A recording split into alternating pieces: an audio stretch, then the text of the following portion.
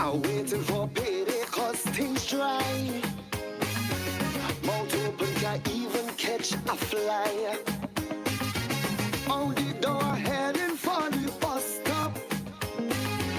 Imagine $7 for a short drop. How small man surviving? Lord, I want. This is TTT News on Talk City 91.1 FM. Good morning. This is your TTT News Update. I'm Carrie Roberts. Making the news at this time. More than $167 million in suspected fraud has been uncovered by the Trinidad and Tobago Police Service. The staggering figure comes even as authorities report a significant decline in the number of fraud cases recorded so far this year. Superintendent Arnold Lutchman of the Fraud Squad Division of the TNT Police Service said while reports declined across several categories, the number of charges laid against suspects increased. Our charges laid against fraudsters increased to 141 charges from the previous year, 125 charges, representing a 12.8% increase. Senior Superintendent Michael Jackman said the fraud squad also recorded 5 cases this year in which victims paid TT dollars in exchange for U.S. currency, resulting in losses totaling $1.45 million. The reported facts showed that the victims transferred or handed over cash on the representation that U.S. currency would be supplied. The U.S. currency was never received by the victims. Inspector Marvin Francis also warned of the growing use of forged and stolen checks, highlighting several warning signs. And while travel-related fraud and scams involving travel agencies are on the decline, Superintendent Lutchman advised travelers to exercise caution when making bookings. Moving to Independence Day preparations, Assistant Commissioner of Police Garvin Henry is reminding motorists to park responsibly, warning that officers will be carrying out an intensified towing and wrecking operation throughout the Independence Day celebrations. With large crowds expected in Port of Spain, ACP Henry said traffic management efforts will focus on getting motorists out of the city efficiently after the Independence celebrations and the CPL match at the Queen's Park Oval. Some of the major arteries we focusing on, from leaving the Savannah, the Lady Young, we would have some arrangements that would be published that focuses on the Lady Young as an exit route. We also have streets like Piccadilly Street.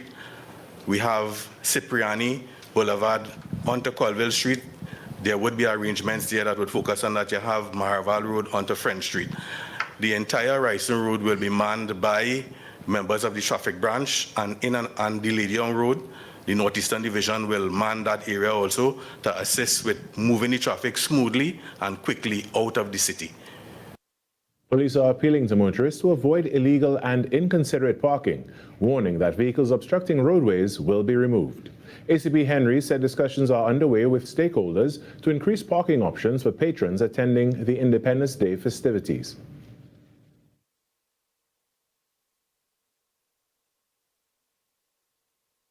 We intend to and have reached out to persons, the organizations who control the large car parks in the city, right? And we hope that these car parks become available to provide parking. We also intend to reach out to transport to see if we could have a shuttle service in place. These things have not been finalized as yet.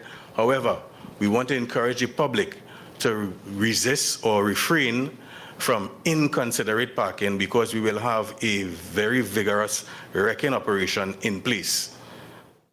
In sport now, the Trinbago Knight Riders are now winless in their last 3 matches in the 2026 Republic Caribbean Premier League. This came after they suffered a 36-run defeat at the hands of the St. Lucia Kings at the Queen's Park Oval on Wednesday. In what was their first home match of the season, TKR won the toss and elected to bowl. The team struggled, conceded 110 runs in the first 10 overs. An innings high of 105 runs from former TKR player Tim Seifert helped fire the Kings to 221 for 4 after 20 overs. In reply, TKR began well with Colin Monroe and Sunil Narayan combining for a partnership of 70 without loss.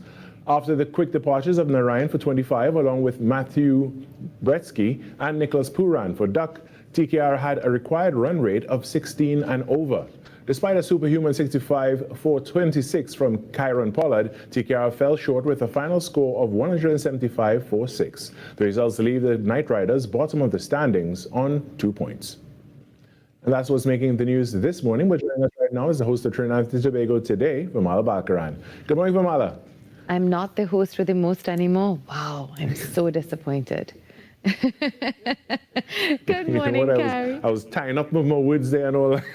I know. I realized I put you on the spot there, but that's okay. I forgive you. All is forgiven. How are you this morning? It's Thursday. See, that's the love. That's the love we need in the morning. Like that. Happy Friday Eve. I am good. What about you? I'm doing good. Just in a little bit of traffic this morning, a little more than we are used to, especially now the school is out. So word of caution to drivers, if you are westbound on the highway in the vicinity of Arangwes, there is I won't say an accident, but I mean, it's a car that apparently is not in the best condition, and it's facing the opposite direction on the rightmost lane. So just look out for that. And there are police officers as well guiding you. So, just know that you need to use 2 lanes and not 1. So cater for that.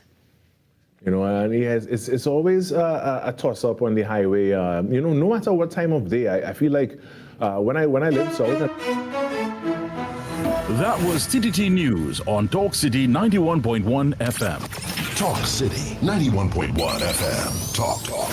The cabinet has approved the increase in the permissible age of importation of foreign-use right-hand drive private cars, that's sports utilities, SUVs, sedans, and station wagons, powered by gasoline, dieseline, or compressed natural gas, CNG, from 3 years to under 8 years, and under from the date of manufacture. Music.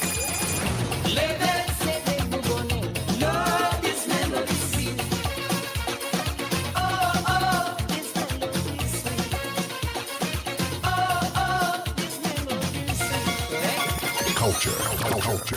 As Prime Minister Kamla Persad-Bissessar has announced recently with our revitalization master plan, we are open for business. And a key area, a key focus of that master plan is, of course, the energy sector and the energy hub. And we will be open for business, not only for Nutrien, but for all other players that wish to discuss their investment portfolio with us. Engaging conversations, latest news, our music. This is Talk City 91.1 FM. Every morning begins with a story, the headlines you need, the voices you trust, the conversations shaping our nation. Welcome to Trinidad and Tobago Today, where your day starts informed and inspired. News that matters to you. Conversations that spark new ideas. Stories that move Trinidad and Tobago forward. Tune in weekdays, Monday to Friday at 6 a.m. or join the conversation on any smart device at TNT Today Show. Trinidad and Tobago Today. Start here, exclusively on TTT.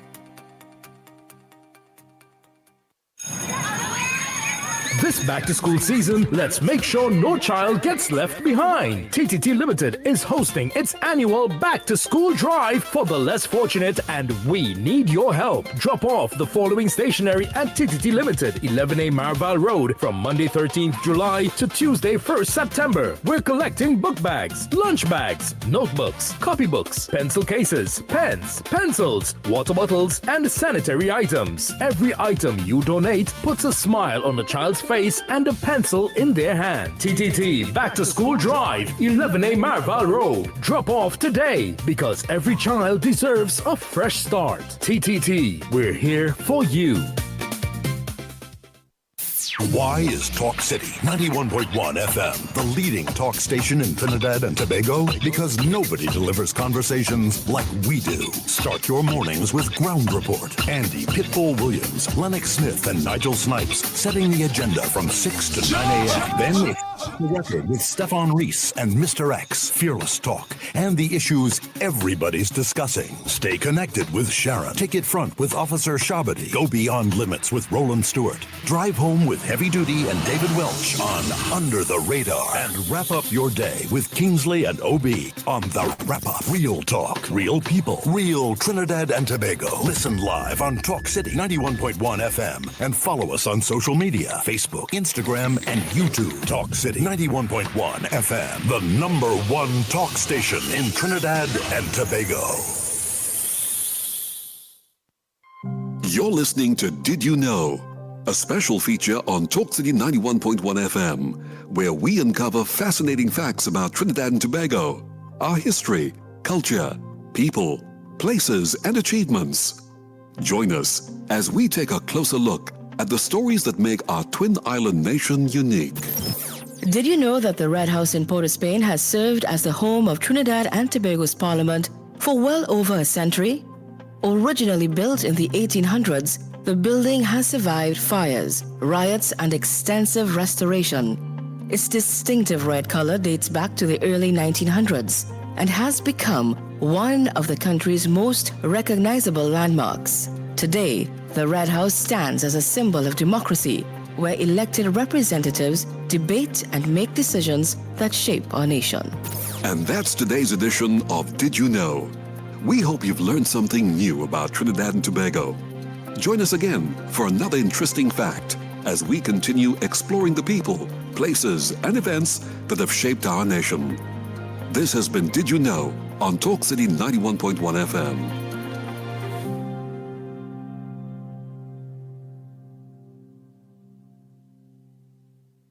The conversation starts here. Talk City 91.1 FM. This is Destra, and you're listening to the Ground Report on Talk City. Keep it locked!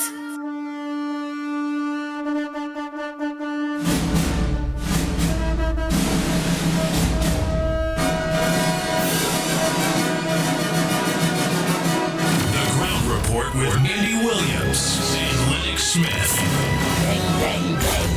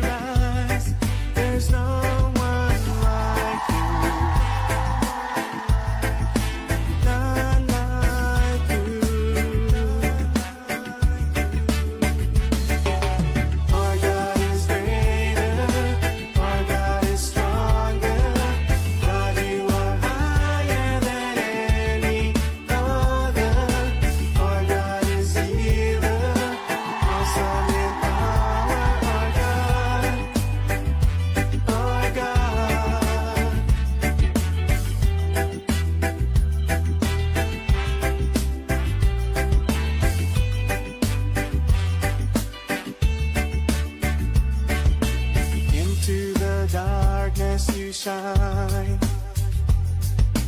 Out of the ashes we rise. There's no one like you. None like you. Our God is greater. Our God is stronger.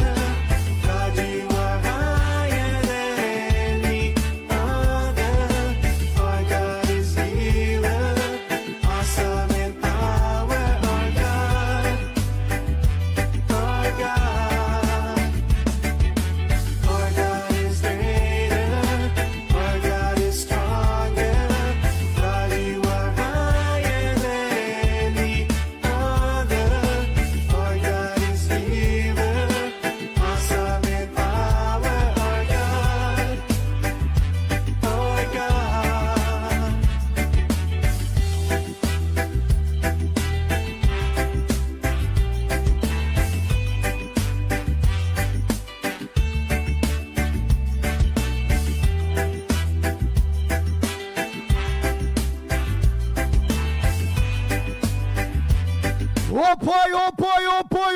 I sing.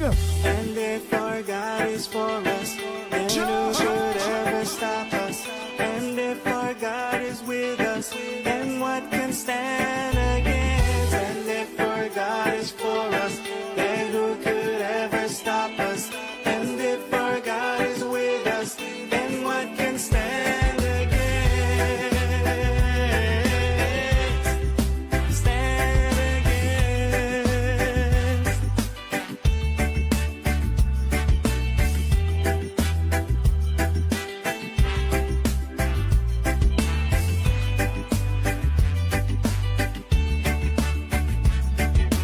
Our God is greater, our God is stronger.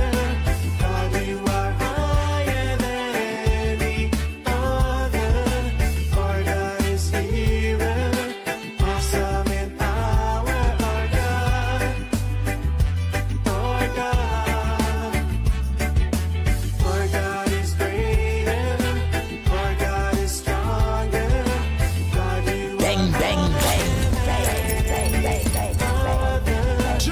The Ground Report with Andy Williams and Lennox Smith. Good morning, Trinidad and Tobago. Time check. It's about 16 minutes past the hour of 6 o'clock. And you listen to the Ground Report right here on Talk City, 91.1 FM. So must say a pleasant good morning to all maxi taxi drivers, PH drivers, bus drivers, truckers, seaters. All my drivers, a pleasant good morning to you.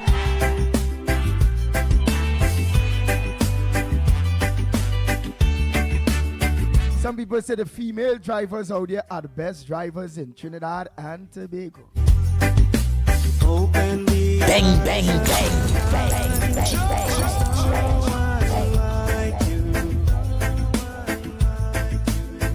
To all my male drivers, is that truth? Into the darkness you shine. Oh Lord, out of the ashes we rise. There's no one like you.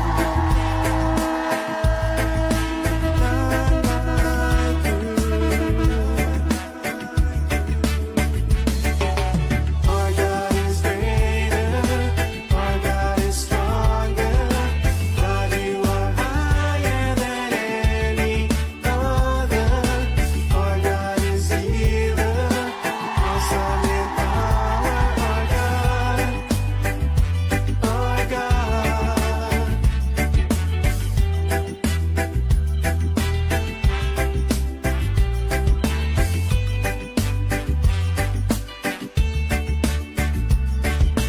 Into the darkness you shine. Out of the ashes we rise. There's no one like you. None like you. Let me say a pleasant good morning to all our senior citizens and the physically challenged, our disabled people, yes? A pleasant good morning to each and every one of you. Higher than any other. Our God is healer. It's a pleasant good morning for those of you that are locked on to our podcast right here on Talk City, 91.1 FM on Facebook, Talk City, 91.1 FM on YouTube. Good morning to each and every one of you that are already locked on. Hey, do that, Mohan. Primraj, good morning. Ishmael Khan, good morning to you, Kane. Farmer Kane. Bina Pinda, good morning.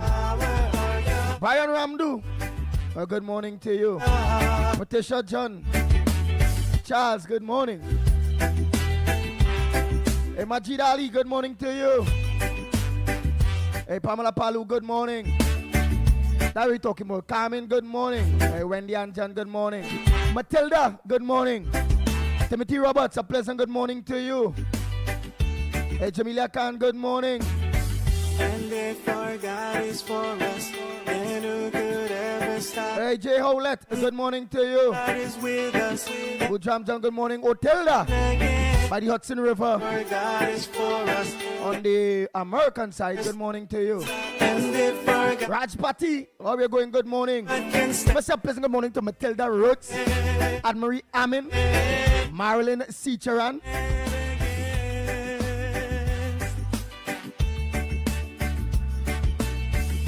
Send him on a pleasant good morning. I'm say a pleasant good morning to deceased Ravi, aka Postman.com. Family that are lock on a pleasant good morning to each and every one of you. His father, daughter Patricia, and all of them that are lock on a pleasant good morning to you. Brother Kylo, everyone. Also not forgetting Ramnarayan out there in Canada. Deceased Ramnarayan. Wife and son, them still locks on a pleasant good morning to each and every one of you. Cindy Mohan, good morning. Frank James, good morning. Sukal, good morning. Michael Scotland, good morning to you. Chanja, yes, Chanja Benjamin, a pleasant good morning. Balroop, how are you going? Hey, Nita Ramlal, a pleasant good morning to you. Troy Smith, good morning.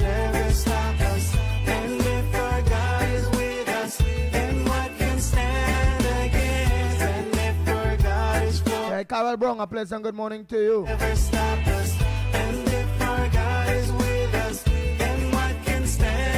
Rolly, good morning. Elvis, how are you going?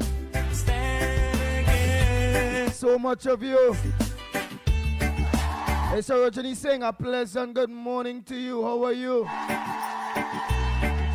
I ain't see you a while, you know.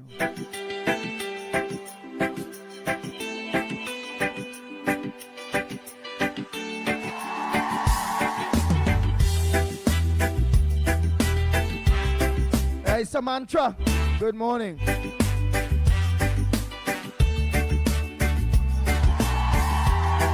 I can't pronounce that at all, but it's South Korea. Somebody in South Korea look on the they look spell right on the spelling they tell me where is that they say what is this day? TSUS. Right today. Give me the pronunciation for that man. Or your laptop and thing in there yet? What about if director or something there? Into the darkness you shine. Out of the ashes. Tashima. TSUSHIMA 81. Well, no, well, you don't have to put that 81.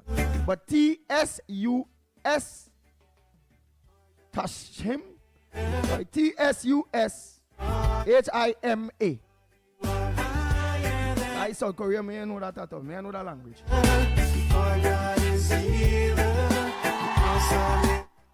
What I'm certain of that TSU refers to tsunami is spelled that way, so it's a Su. So you could probably decipher the rest. All right.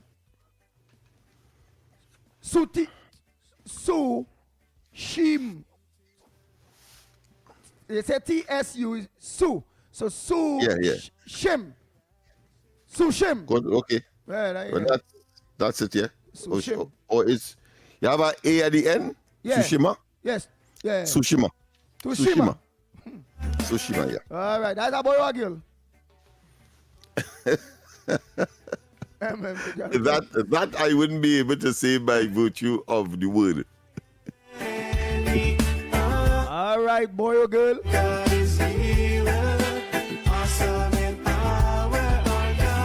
All right, Toshima. Oh boy or girl. Whoever you may. Hey, Joey here, we'll let all of you a pleasant good morning. Pamela Palu, good morning. Michael Scotland.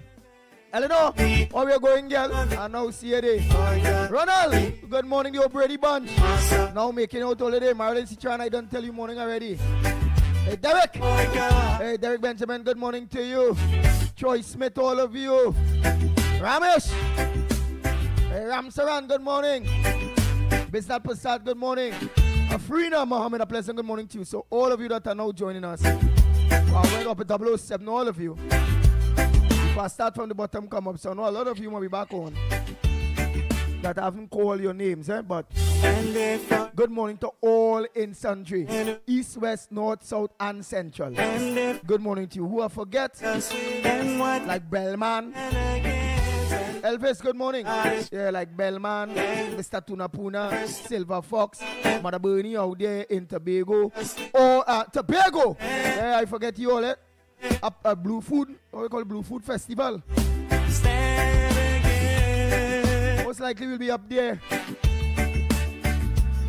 for your Blue Food Festival. We had to teach people about Tobago Blue Food Festival, how it is. If you can walk to a neighbor house and eat blue food like dasheen, blue dasheen and blue crab and blue, they say the food blue. Blue food, when they say blue food, all the food blue, Lennox? How that is be blue food? What I know for sure, it is extremely starchy. A lot of starch. Oh, but so when they say blue food, yeah, so because when you talk blue, you remember dasheen and maybe edos, but certainly you have sweet potato and you also have cassava, and considered to be blue in the context now of its starchy content. It has a lot of starch, sticky. Okay. So the food in blue. The only thing going to be blue is going to make sure it's blue dasheen again because it have dasheen blue. Eh? Yes. What is that dasheen blue? Anyhow, it's time. So pleasant good morning to you. A pleasant good morning to you, Andy. Pleasant good morning, Trinidad and Tobago. Pleasant good morning to the people in the chat. Good morning to you, Lennox. Yeah, but you ever bus part of Blue Food Festival where you getting blue food or is dasheen blue? If I was a part of the what? Blue Food Festival. Oh, the blue. An amazing festival, man. When they say blue food, you're talking about Lennox is correct, starchy food, yams and whatever you choose to put with it. But the main ground provision. Main focus is ground provision. Yeah. All right, and you're getting crab, blue crab and all kind of thing with that. Yeah, you can have crab and provisions and dumpling, you know. Okay. Well, starchy foods. Lennox Smith, a pleasant good morning to you. Well, a pleasant good morning to you as well, my friend. And you started, of course, with on a very inquisitive note, meaning that it is not a derogatory statement. It's one that says that it is important that you you interrogate, you find out, you try to make certain that the information you get is always, should I say, perfect and relevant and as well as truthful. And I think that is what the ground report has epitomized.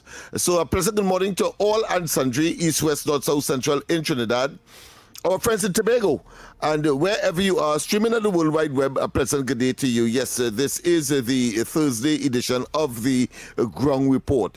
Quite a number of issues indeed, Andy, and the matter of the San Fernando East constituency continues, of course, to attract national attention. I see that the current Minister of Homeland Security, Roger Alexander, had cause to make reference to some documents that came in his possession, and he said he's amazed, he's stunned, he's astonished that someone can move from. I'm reinterpreting what he has said.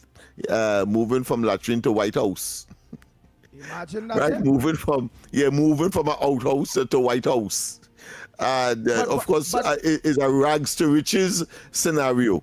But and there are circumstances like that. For example, if I had won the lotto last week, 24 million, then certainly I would have moved from the proverbial rags to riches. But that did not occur, but it appears that is a different situation he was referring to. And of course, connected to the controversy unfolding in the San Fernando East constituency. Yeah, but Lennox, I did come across that yesterday of the Homeland Security Minister is saying that he received files in that whole San Fernando East saga that are taking place between former Prime Minister deceased Patrick Manning's son and is calling this girl, which is Patricia Alexis, the boss of that constituency. I thought the boss of the constituency would have been the MP itself. But I also saw that the Kokia media station that is owned by the 1% that hates this new government have also got in contact through, I think, Arish Samaru, got in contact with Brian Manning and asked Brian Manning, because you know it's all about destroying Brian Manning at this point in time. And then, as I say in my video, within days from now, within a week from now, the PNM will say that Brian Manning is an agent of the UNC and that he is a PNM and those things. But Brian Manning, the communication with Brian Manning was all about, did he give Roger Alexander the files in which you talk about? And Brian Manning stated that he gave no files to no one. And then the question again was asked of Brian Manning, would he be given? He said no, he would not be given because everything is done out there already. So I don't know if that was a nice political move by him by stating that or if it go, but he's saying everything is done out there already. But then my big question is, if the Homeland Security Minister, through whatever informing position or through whoever informer, receive damaging files of corruption,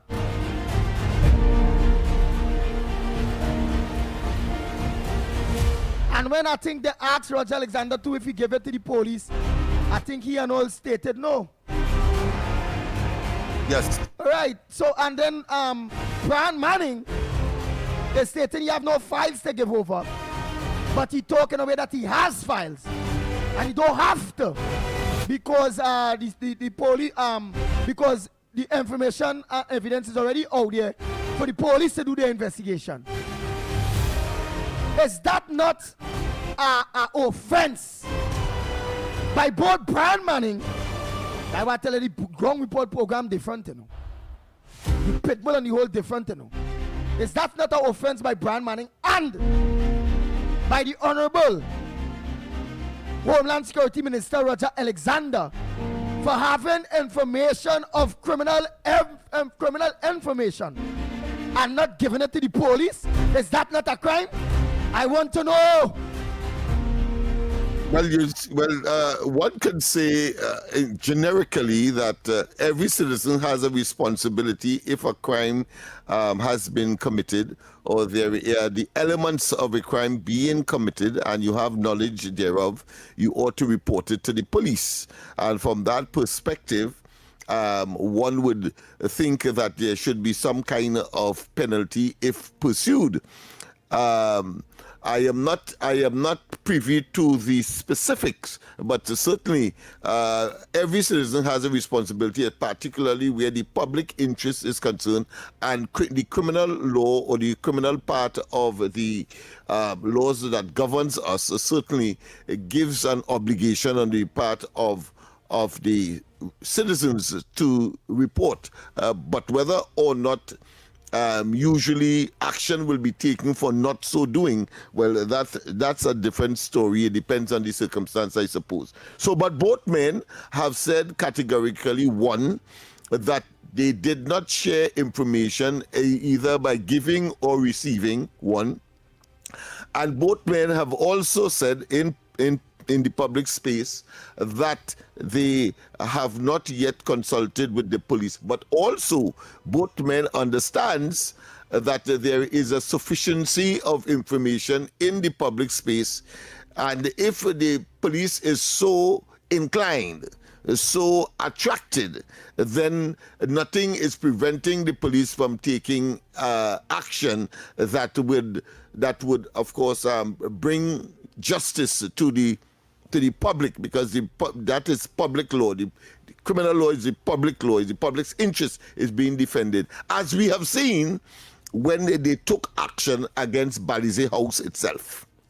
You see, still again, my people, it's thousands lock on already, and they will want to know, because again, if we know of a known criminal and we are harboring them and we ain't saying nothing, at our home, at our business, or anything like that.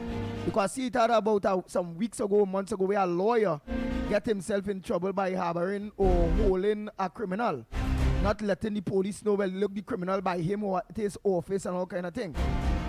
So that's why I asked this question in good faith.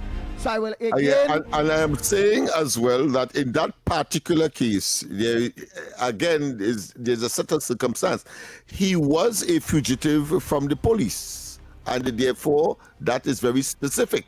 In this particular case, there is no fugitive from police, or there is no investigation to say, well, listen, I'm having some documentation that may be relevant to the particular case that the police is pursuing, and therefore, so I'm saying that I am still leaving the entire process in the realm of the citizen's obligation, moral, ethical, and of course, being a patriot, to provide information that may well result in an investigation and a possible infringement of the criminal law and a possible prosecution. All right. Go ahead. Trinidad and Tobago, to those you out there that are also well researched, remember the Ground Report program would not know everything. Again, that is a very inquisitive question that I ask out there, because many people out there think the same, because I will think if I have information and evidence based on criminal activities, would I say something? No, I mightn't say nothing because I know the witness protection program and I mess with it. Go. But I asked that question in good faith to find out if it's against the law to know, well, hey, Dr. Keith Christopher Rowley, I'm just being the devil's advocate, murdered someone, and I have the information that he murdered someone. And I ain't saying nothing that I could be locked up or charged to. Or let me say, I have information of a $300 million racket. All the paperwork, everything of theft into government property. Like for instance, recently there we see the government utilities minister and them get back some cables. Somebody talk because his information get them that. And if that person have that information, is it against the law? Let me say the police and them eventually find out they really have that information and they give it up, alright, they can be charged. So you will let me know, Trinidad and Tobago, what's your thoughts? And alright, let me put it in a twofold way. If indeed it's like that, do you believe that somebody should be charged for holding back critical criminal information in which they have in their possession? Or do you believe again that no, that they cannot be charged for that? So you will let me know on that, I'm going into something else here again. 1,000 sent home as THA scraps. 10 days work program in Tobago, eh? The scraps, so 1,000 people going home. The THA scrap the 10 days program, work program. That I remember, that have nothing to do, I don't think that have anything to do with, that is URP CPEP. Oh no, that is just 10 days work program. What is that, Lennox Smith? Well, let me go and see if I can find it. Well, that's a special program that the THA would have had, but from a contractual perspective. And the contracts have been terminated. In other words, the contract has come to an end. I wouldn't say terminate. It sounds like if it was premature, but it came to an end. What the chief secretary is intimating, however, that they are prepared where there are openings or spaces in the regular THA administration across the various, well, we call it ministries here. In Tobago, they give it a different term, but it's the same objective. They will now absorb, just as how in Trinidad, the present administration is engaged in filling deficiencies as far as manpower is concerned across the various ministries, so as to give people more reliable and more permanent work. You are so correct, because it states here the contracts of more than 1,000. Wait There's more than 1,000 on 10 off workers. That's with mark 10 off worker. Yeah, 10 on, 10 off, yeah. Yeah, so 10 on, 10 off workers. They say here, employed by the Tobago House of Assembly Division of Infrastructure have been terminated. Chief Secretary Fali August confirmed the development during a media press conference at the Hollis Charles Administrative Complex in Chanda Hill yesterday. August first announced his intention to discontinue the program during oh boy. Well, all right, here it is. This is the next thing that but man, don't forget all this is the big question here. Homeland Security Roger Alexander, because this is how the headlines go. Alexander claims he has shocking documents linked to PNM corruption allegations, right? And it stated Homeland Security Minister Roger Alexander say he has seen shocking. He has seen it. He see too, so he admitting. So I want to know if it are no charge for that. If he didn't give that information, that shocking information or documents in which he have seen to the police commissioner, in which we see here in the police commissioner good. So I would like to know if it is that is against the law, right? And he's right. It states here that documents containing the corruption allegation raised by San Fernando East MP Brian Manning against members of his own People's National Movement (PNM), but is refusing to disclose how the information came into his possession. So he's refusing to disclose how the information come into his possession. We also see here that this is the first time I'm hearing about this, and I await to witness this silent fireworks show, because we know this government is against the fireworks. They say the animals and them just go mad.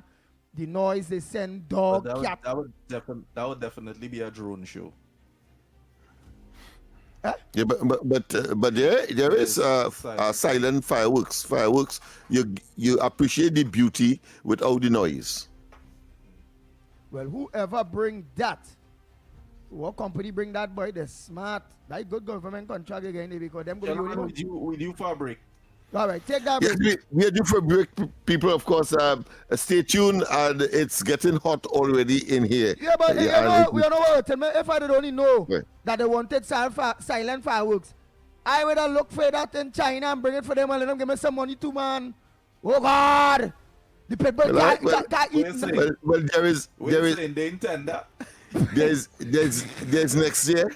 There's next year, so keep your eyes open for when the expression of interest would have been issued. I think the Ministry of Culture seemed to be the one in charge of this particular celebrations this year. But we go for the break, and when we come back, more on this edition of the Ground Report.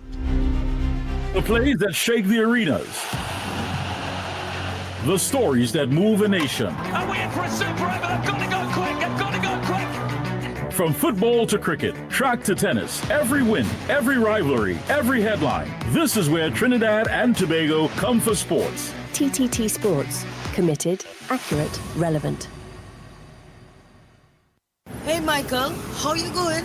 I ain't seen you these days. I know. Things getting a little bit busy these days. Ever since I signed up for the small business package from TTT Radio Network, business really picking up. Small business package? What's that? It's an advertising package designed especially for small businesses. They work with your budget now, and help you reach more customers. I made one phone call and they handle everything. It's one of the best decisions I ever made. Maybe I should sign up for the small business package. But you ain't no business. Who said? I in the business of minding my business. Now, man, you mean in your business of minding people business? Got a small business? Let TTT Radio Network help you grow with our affordable small business package designed to fit your budget and get your message heard. Call 628-4141 and speak with one of our sales representatives, or send us an email at sales@ttt.co.tt today. The small business package. Big results for small businesses. At the Barak Dow Foundation, we're committed to empowering lives through Islamic education, practical skills training, academic support, and compassionate community service.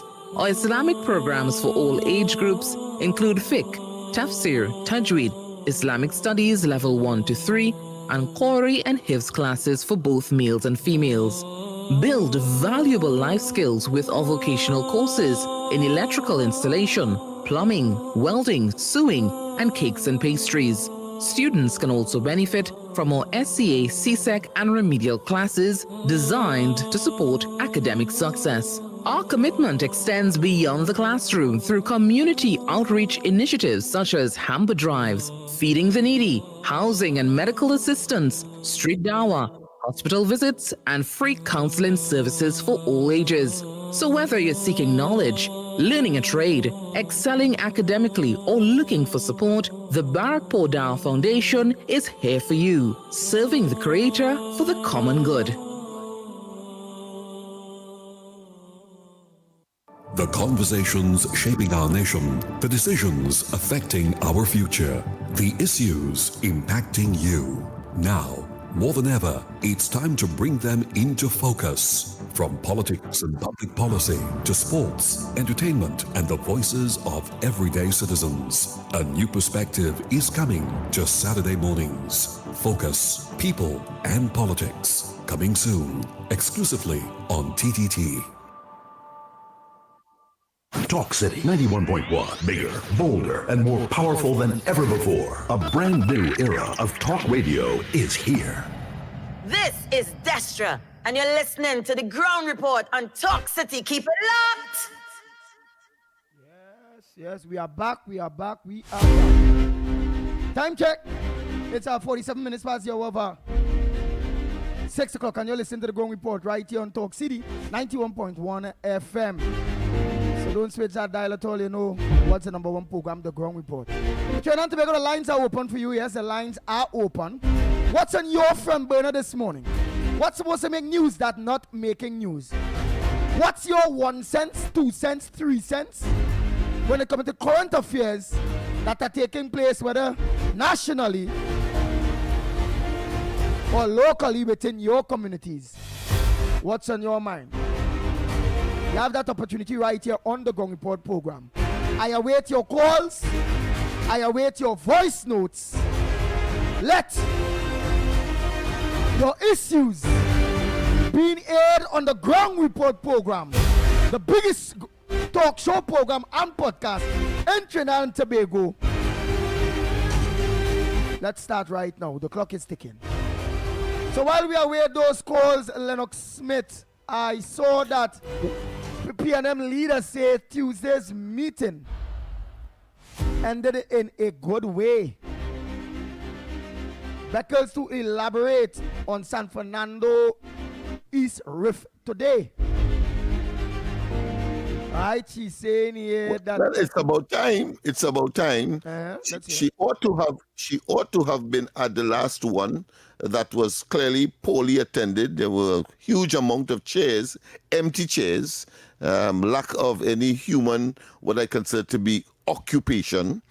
And that by itself to me is an embarrassment, but it also sends the clear message that the PNM leadership is rudderless. Everybody seemed to be a leader, and based on what every one of them would have said in different ways, claiming to be an authority, there is no coherence or cohesiveness in terms of the utterances coming. So that in itself seemed to be a fragmentation from within the PNM, contributing to the implosion that we have seen taking place. But I want to also say I have no brief for Alexander, but assuming that he said yes, he passed it on to the relevant authority. What you think will emerge from that? What will emerge is that he would be accused of politicizing the entire process and having an agenda. So it's obvious that even if that was the case, he cannot say that. Okay. Let us not waste time. Yeah. And in the case, go ahead. Yeah. Wait. But caller, just now, because we had to let him finish for other people to be able to understand. So, and in the case of Manning, based on his recent statement that he is solidly, he like the Northern Star, he's consistent, and he like a scent, he can't change.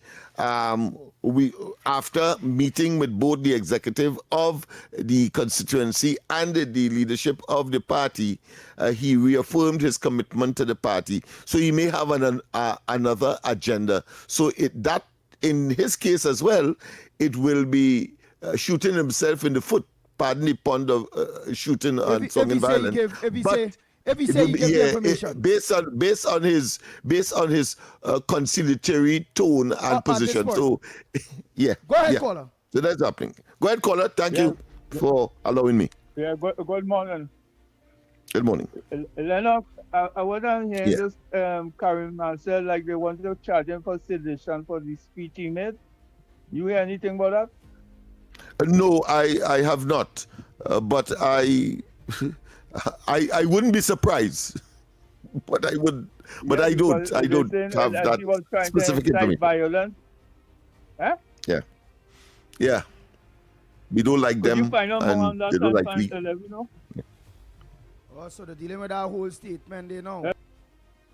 He's supposed to know better. Yeah, that is reckless, and he's supposed to be a lawyer, but more so, he's representing a constituency with a particular reputation, among them being violent and and acting contrary too often and too many against the criminal justice regulations or laws of the country, and therefore he should be more responsible. So if he finds himself in that hot water, I say to those who have seen it fit so to do, I have to commend them. Okay. Good morning, Lennox. And Andy and tonight, good morning to everybody. You know, I always say that I always appreciate what my Prime Minister, Kamala Persad-Bissessar, does for this country and the people. We have been complaining for so many years about these fireworks, this noise. I don't call them fireworks anymore. I call them explosions like the quarry, because many times people use that noise to fire off the guns. And I am so glad because there's disturbance for the sick people, for babies, for animals. And I remember some time ago too that somebody with their chickens that they had up a farm somewhere up in the east, and so many hundreds of the chickens died. So Mrs. Bissessar, God bless you for bringing the noisy, less fireworks, which I knew when I was a child, because we used to go to Savannah and look at it. We didn't need that bloody noise.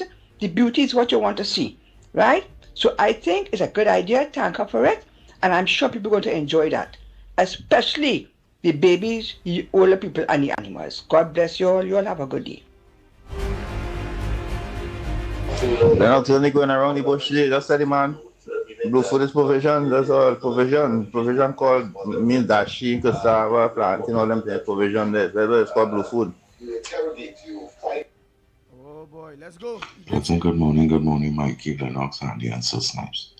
Well, the only thing I could think about this morning that might be on a issue that everybody's on is concerning the PNM. And again, this is just my opinion. If I was to have a party, I would definitely go against the PNM now. They're back against the wall. So now I would be the new opposition leader. Now I would have tried to, getting into politics now, when aspiring parties out there. This is an opportunity, or they cannot let that rest, or they go in there and make yourself known now. You understand? Don't wait for general election to come out. They will make them build back up their strength. So now they're back against the wall. Now is the opportunity now is to make yourself known, come outside, do press conference and say, well, for the next general election, really better choice. And simple as that. So people be aware and be mindful of what is happening. And for those aspiring political parties, this is your opportunity. All right, blessings. I agree to you 100%. So people in lights of Michaela Pandey and David Abdullah and Kezel Jackson and all who are political parties, including Gary Griffith and all of them, make all yourself available to be the viable opposition or new opposition at this point in time. Let's continue that quick. Oh boy. I noticed you mentioned love. Good morning to you, Lennox, Nigel, and to everybody out here. Well, Andy, mouth open and all the Tory jumping out. You see, Ken Ali did an expose on the whistleblower. Andy, it is a shame and a disgrace. Imagine the procurement legislator telling us about $5 billion, wasted in corruption, unprecedented contracts from since 2023. But I just want to put this in. I want to tell Busman, that is where the money go on. That they can't buy buses and they can't fix the road because of P&M corruption. Yes, sir. Right? Imagine, Andy, Brian Manning blow the whistle on the code of the Costa Nostra. He ain't keeping the secrets anymore. No more brotherhood of wrongdoers, but Andy, I will bet my last dollar that was not the only corporation that going on in. Imagine, Andy, up there alone in San Fernando, we're talking about 11 million in CPEP contract over the last 5 years. Over a 5-year period. Check all who get. I want the procurement regulator to talk about that swimming pool in Laventille move from 4.5 million to 8.9 million. And then people want to cuss you when they talk. I don't care, cuss me. Say what you want about me, I don't care. And then they want to know why UNC can't do nothing yet for the country. And these billions, millions in contract. In one particular minister, 500 million, his family, everybody.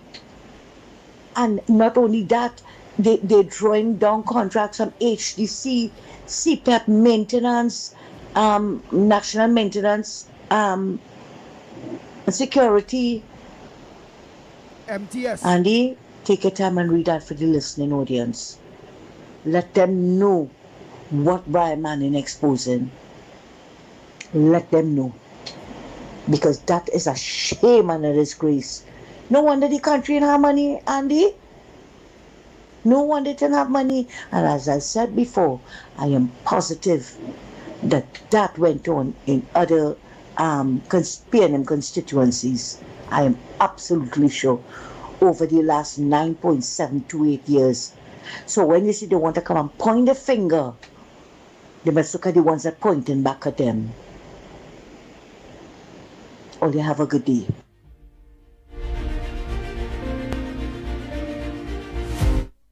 I also want to bring to the public,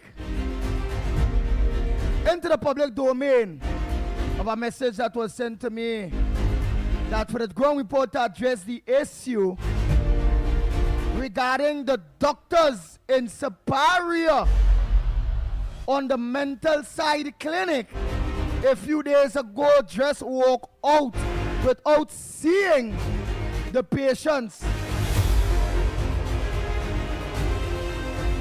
Alright, so I'll go digging that day, deep in that in a little bit. But we prepare ourselves, Trinidad and Tobago, for the 7 o'clock news. And yes, I will be going through that whole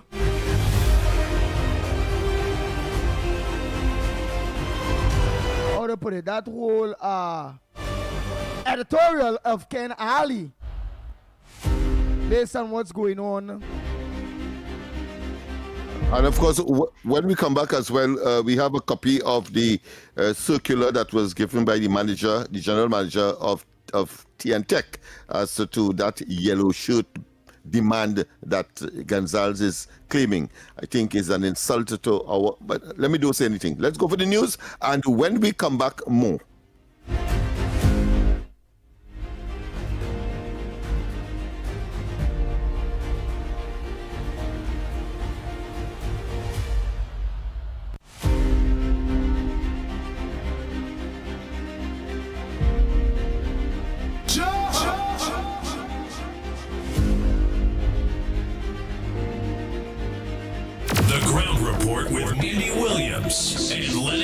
Smith. Good morning. This is your CDC News Update. I'm Carrie Roberts. Making the news at this time. Faster access to emergency fire services is now available for residents and businesses in Princestown and surrounding communities following the reopening of the Princestown Fire Station on Wednesday. Minister of Homeland Security Roger Alexander revealed that the temporary facility was established at a cost of just under $230,000, praising members of the TNT Fire Service for their hands-on role in transforming the building into an operational station.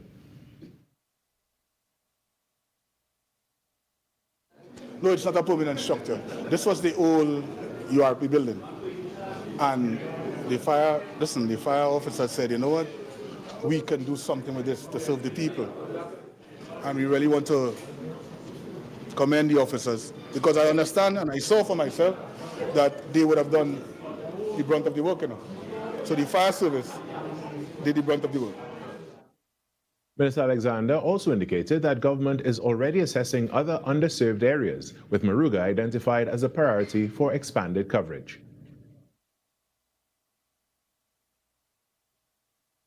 We are in consultation.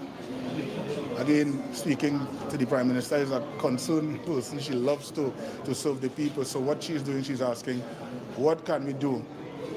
And ask the question if this distance is enough to really provide the type of service that we want. From here to Moruga. And the fire officer said, no. So we'll have to do something about Moruga. Even if to put a substation or something along those lines. Issue of staffing and resources, the minister said government is working to increase the number of firefighters while continuing efforts to equip stations across the country. Allegations of corruption involving the People's National Movement San Fernando East Constituency Office are currently under investigation by the police. This according to Minister of Homeland Security Roger Alexander, while responding to journalists' questions on the issue following the opening of the Princestown Fire Station on Wednesday. Any place where corruption raises its ugly head should be investigated because it's public funds. I have some of the documents in my possession that I have seen, and I don't know. It's shocking. It's amazing that someone could move from the outhouse to the White House. That's all I'll say. The minister said he is in possession of documents related to the alleged corruption, but maintained that the matter is one for the police to investigate. The way we just get things, there are persons who give us information from time to time, whether they are blowing the whistle or not. And that's in relation to the corruption? Yeah, I think once enough is enough and it attracts the attention of the police, whether by report or otherwise, then the police can afford to investigate. We don't get involved in that, And we are not going to demand that the police investigate anything. The police have their job to do, and we support that. In sport, Maloney Pacers will be looking to clinch the Lincoln Cripple Griffith North Zone Basketball League Under-17 Division title this evening when they face Spartans TT in Game 2. The Pacers, coached by Christopher Jackson Charles, got the better of Spartans in Game 1 in their best-of-3 series on Tuesday with a 95-72 victory at the Woodbrook Youth Facility. Spartans, however, would be hoping to tie the series and force a Game 3. Game 2 is set to tip off at 6:30 p.m. at the Woodbrook Youth Facility. And that's what's making the news at this time. When we come back after the break, we get into the second hour of Trinidad and Tobago Today. Stay tuned. Hello everyone, I'm Pastor Lisa Singh from Heavenly Grace Ministries in New York, and I want to take this opportunity to invite you to join me right here every Sunday morning at 6:30 a.m. Talk City 91.1 FM. Talk. Cabinet has approved the establishment of the regulatory framework for the registration and management of classic, antique, and vintage vehicles in Trinidad and Tobago. Music. Better days are coming. Better days are coming. Culture. We are now in a state where I can now proudly announce that our gas production will increase by a significant amount given all the various projects that are now expected to come online. Engaging conversations, latest news, our music. This is Talk City 91.1 FM. But Johnny, how come your house is twice the size of mine, but my bill is twice the cost of yours? Johnny, what's going on, boy? How your bill so low? How your bill so low? I'm conserving energy.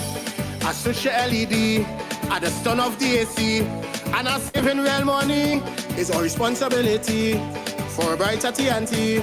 Cut the waste and you would see. Why everybody asking me? They asking how you been so low? How you been so low? TN Tech, powering the nation into the next generation. The conversations shaping our nation, the decisions affecting our future, the issues impacting you. Now, more than ever, it's time to bring them into focus. From politics and public policy to sports, entertainment, and the voices of everyday citizens. A new perspective is coming to Saturday mornings. Focus, People, and Politics. Coming soon, exclusively on TTT. More news, more access, more ways to stay informed. TTT News covers the stories that matter on air and online. Join us nightly at 7. TTT News, committed, accurate, relevant. You're listening to Did You Know? A special feature on Talk City 91.1 FM, where we uncover fascinating facts about Trinidad and Tobago, our history, culture, people, places, and achievements. Join us as we take a closer look at the stories that make our twin island nation unique. Did you know that Fort George overlooking Port of Spain was built in 1804 to help protect Trinidad from invasion? Although the fort never saw battle, it remains as one of the island's best preserved military sites. Visitors can still see the original cannons, signal station, and breathtaking views stretching across the Gulf of Paria. It's a reminder of Trinidad's colonial past and strategic importance to the Caribbean. And that's today's edition of Did You Know? We hope you've learned something new about Trinidad and Tobago. Join us again for another interesting fact as we continue exploring the people, places, and events that have shaped our nation. This has been Did You Know? On Talk City 91.1 FM.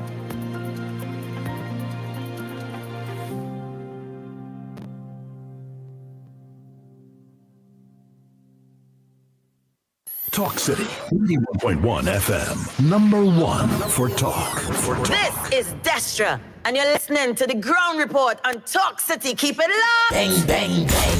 Bang, bang, bang, bang, bang, bang.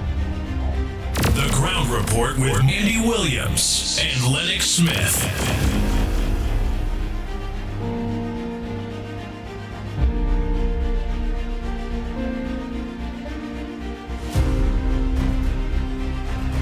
Oh boy, oh boy, oh boy. We are back, we are back, we are back. Time check. It's 9 minutes past the hour of 7 o'clock, and you're listening to the Ground Report right here on Talk City 91.1 FM. I must say a pleasant good morning to all of you that are looking to us again on our podcast, on social media, Talk City 91.1 FM on Facebook, Talk City 91.1 FM on YouTube. That are looking a pleasant good morning to each and every one of you. Some of you look on to us all out there in South Korea, Austria, Australia, Japan, China, New Zealand,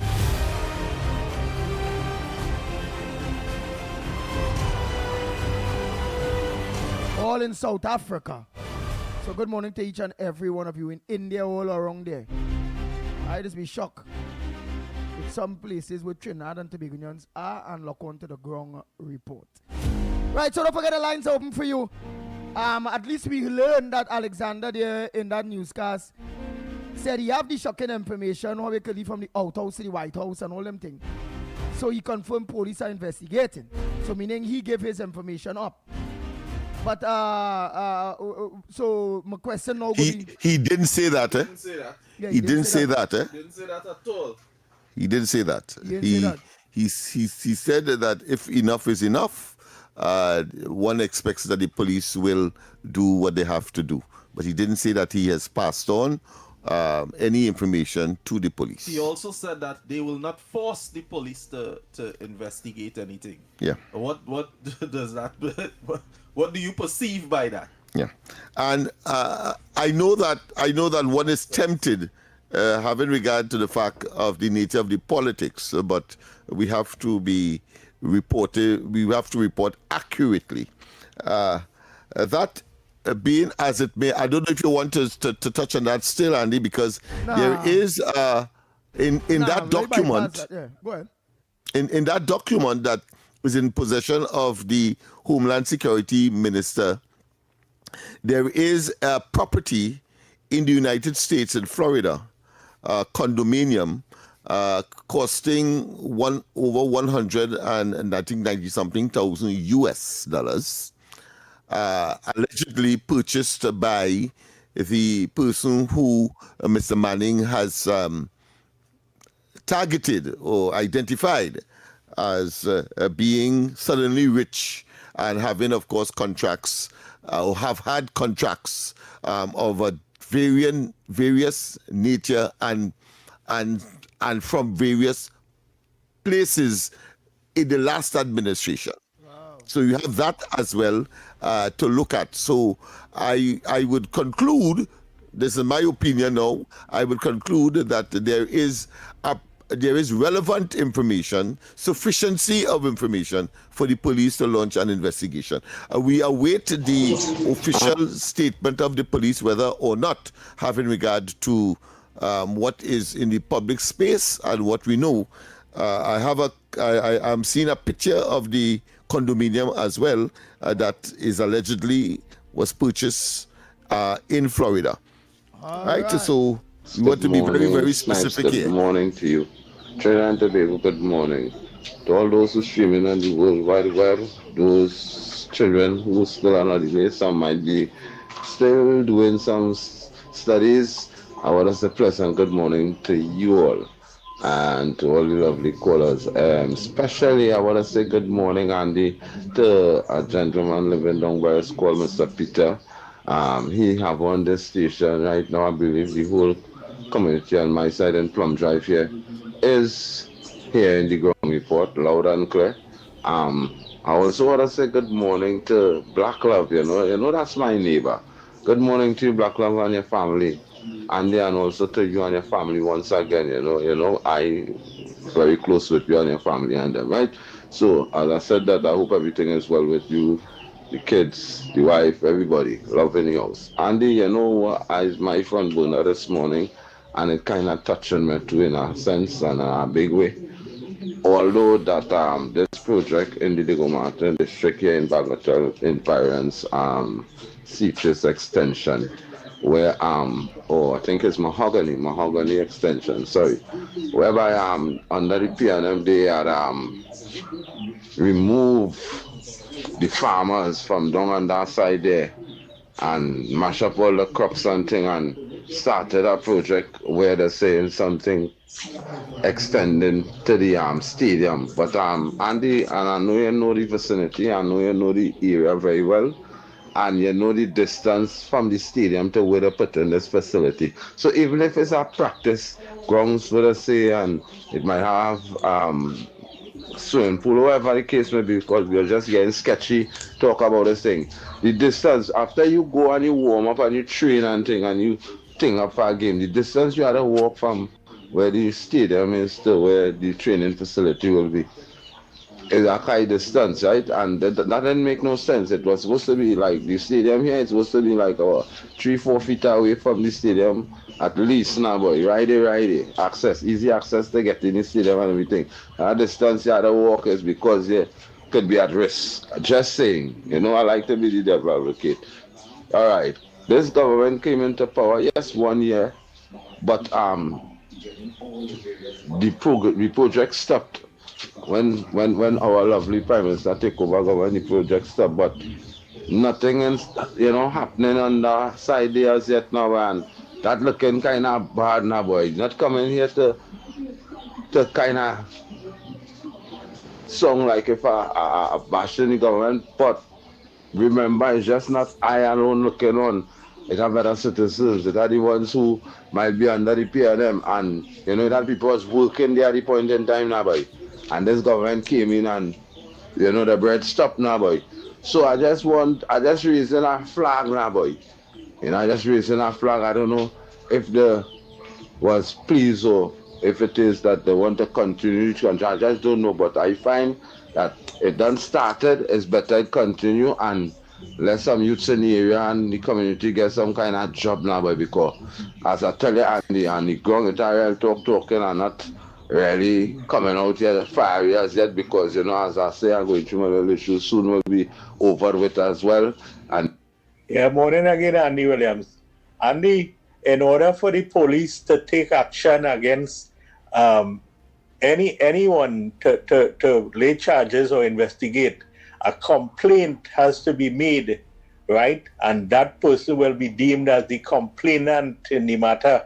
So if you don't have a complainant, the police don't investigate anything, that is common, and when police duties, Lennox might be more familiar with that. You must have a complainant, in the matter for the police to investigate. Check it out. Okay, thanks. Good morning. Life is full of ups and downs. There are times when everything feels difficult, and it may seem like the problems will never end. But remember, no storm lasts forever. Just as dark clouds slowly disappear and the sun shines again, every difficult moment in life will also pass. Challenges are not meant to break you. They are meant to make you stronger, wiser, and more patient. Every struggle teaches an important lesson and helps you grow into a better person. Do not lose hope because of today's problems. Keep moving forward with faith, courage, and a positive attitude. Good morning to the panel. The mistake has been made in making Tobago to real focus from the teacher. You understand? That would take a tune against them. You understand? I know you all know Tobago people's function. You understand? So when the election come up, it's what? The PM will get back in power.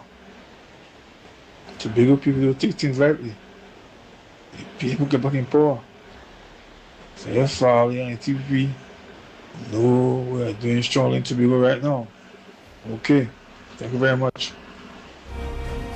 Oh boy, oh boy, oh boy. Obviously, I cannot forget to big up a Trini Trump.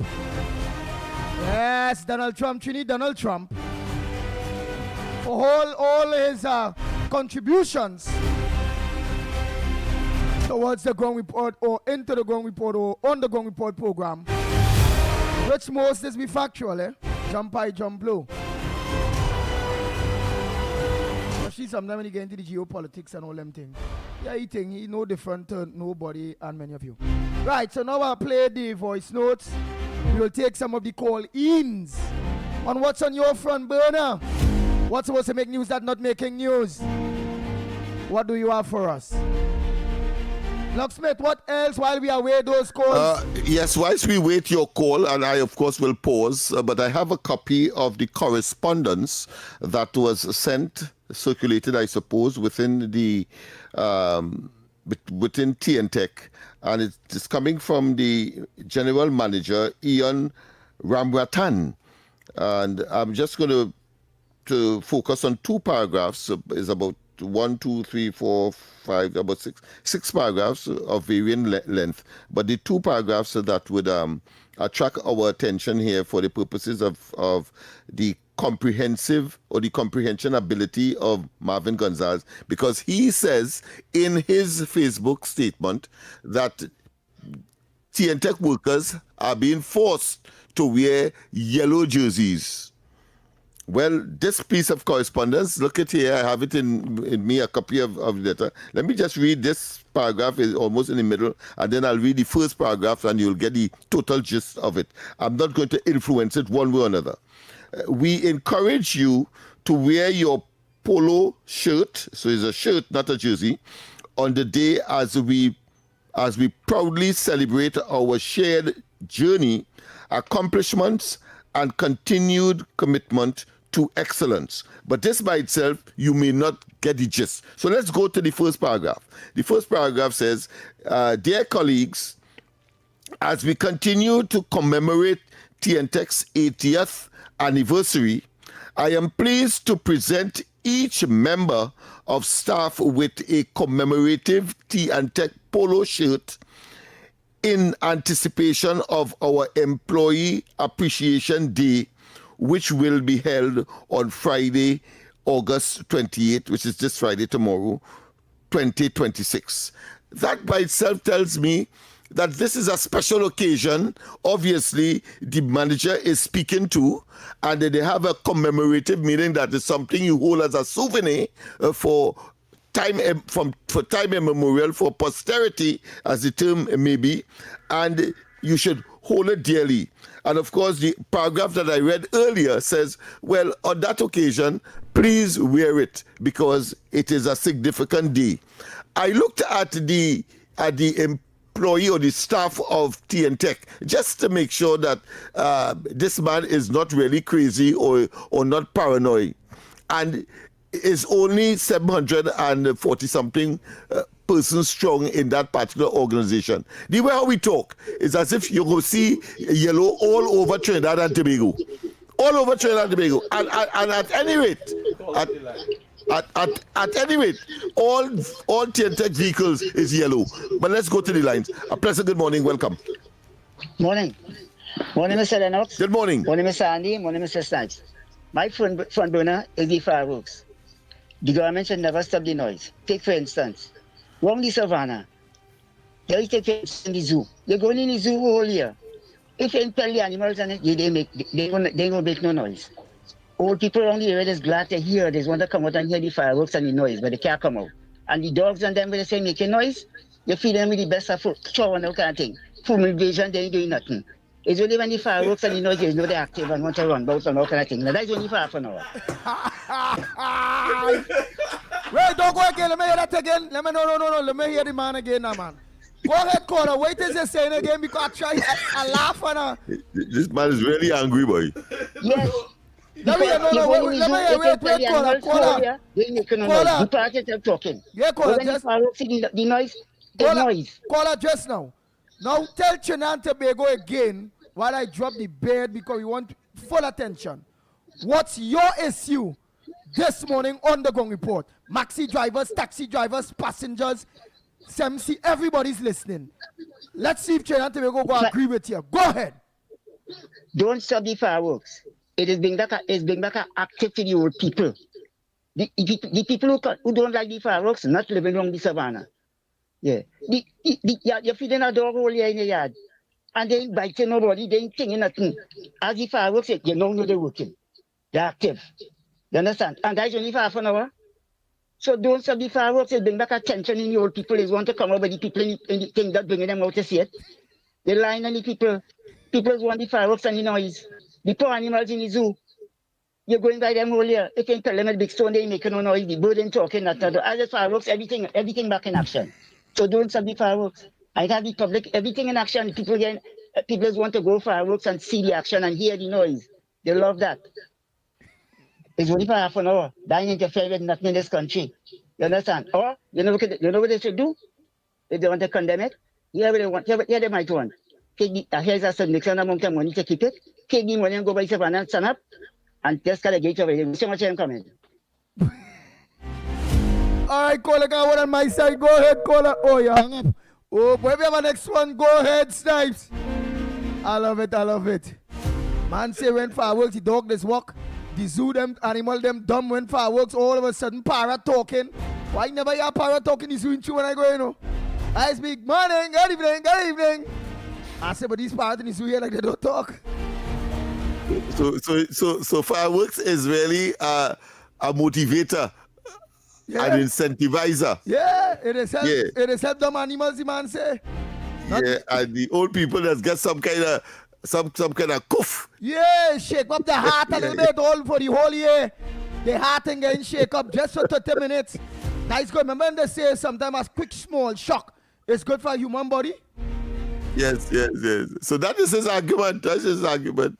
I'm sure there are others who are going to comment on it, so I'm not going to go further except to say that he said what he said. Yes, indeed. Of course, the lines are open, and we would take your call. Don't forget, of course, that ridiculous statement by Gonzalez that somehow those yellow shirts are not the instructions, but the recommendation that they should wear those commemorative shirts is somehow a UNC construct, because UNC happen to have as part of their color yellow. But I want to know when the fire service have theirs and they're wearing the red, would one have to conclude that it's PNM? Come on, man. Let's go to the line. Good morning. No need for service. When did Good morning, gentlemen. Good morning. Yes, good morning. One question. So early, the St. Anne's Hospital has allowed people to make phone calls. I just want to find out that, because I have a couple of mad people living in that be in St. Anne's. They don't call me so early. So I thought, there's special privilege. Something had to be wrong between this country, And what, somebody that come out, yeah. But the fact of the matter is that, when you're accustomed with one thing over and over, it is hard for you to accept changes and all this kind of thing, because your mind program that this is what I know and this is what I'm going to accept alone. Then see nothing yet. I have witnessed some of those drone shows and things. Let me tell you something, It's the most spectacular thing you would ever experience. It's something surreal and like it is bring you in a state of like outer space kind of thing, fascination. I am sure once thing is coordinated right and a nice display is portrayed, whosoever is the engineering team behind this thing, if it meets the standard to some of what I have witnessed personally, let me tell you something, nobody who would be present there would ever want to hear all the fireworks noise and all kind of thing again. Trust me.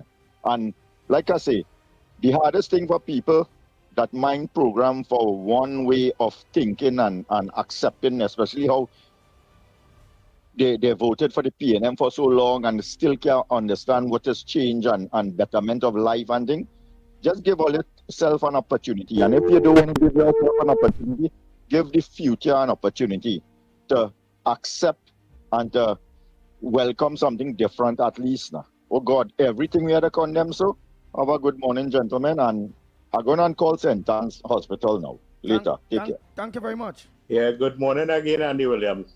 While all talking about zoo and animals and things, when Rowley was Prime Minister, he and Fitzgerald Hines went by the zoo, visiting to see how they could upgrade and, to make the animals more comfortable and so on. So when they reached by the monkey section, right, here we one of the monkey asked Rowley, "Hey, you, what are you doing outside here? You supposed to be inside here?" And, okay, thanks. All right. Let me say a pleasant good morning to Mr. Gibbs.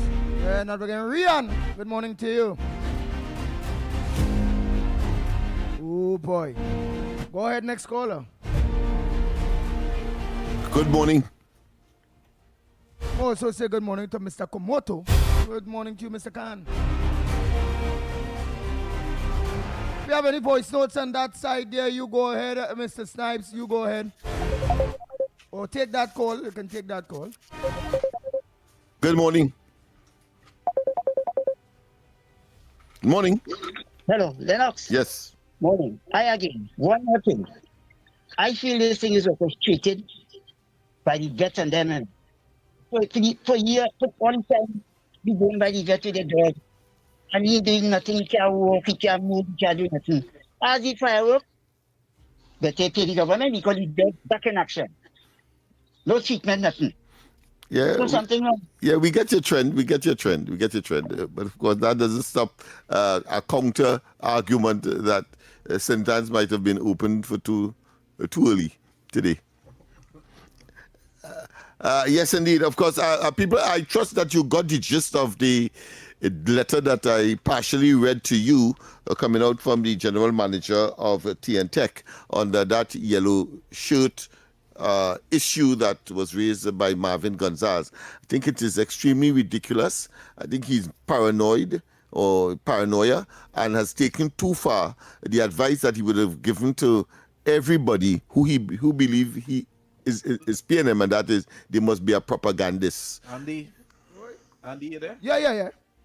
Lennox, if I may just ask a question, do you feel sometimes like we work, we do media every single day of the week, Monday to Friday, and even on Saturdays and Sundays we have to continue to read, to be abreast of what is happening and what is taking place. Do you feel as if things are being thrown out to distract media personnel and the public from focusing on matters that are of importance? I have no doubt in my mind that is part of the environment in which we operate. I have no doubt in my mind. And it depends on whose interest is being served for either distraction or attraction. So, yes, to answer your question directly. This is Thursday, and we have gone through a number of topics, and there was some really, really interesting, some explosive topics that we would have touched on, receiving information, and for some reason, these topics are becoming cold, and I don't understand how they could become cold if we did not conclude them. You understand what I'm saying? During the week, we've been speaking about issues surrounding Balize House.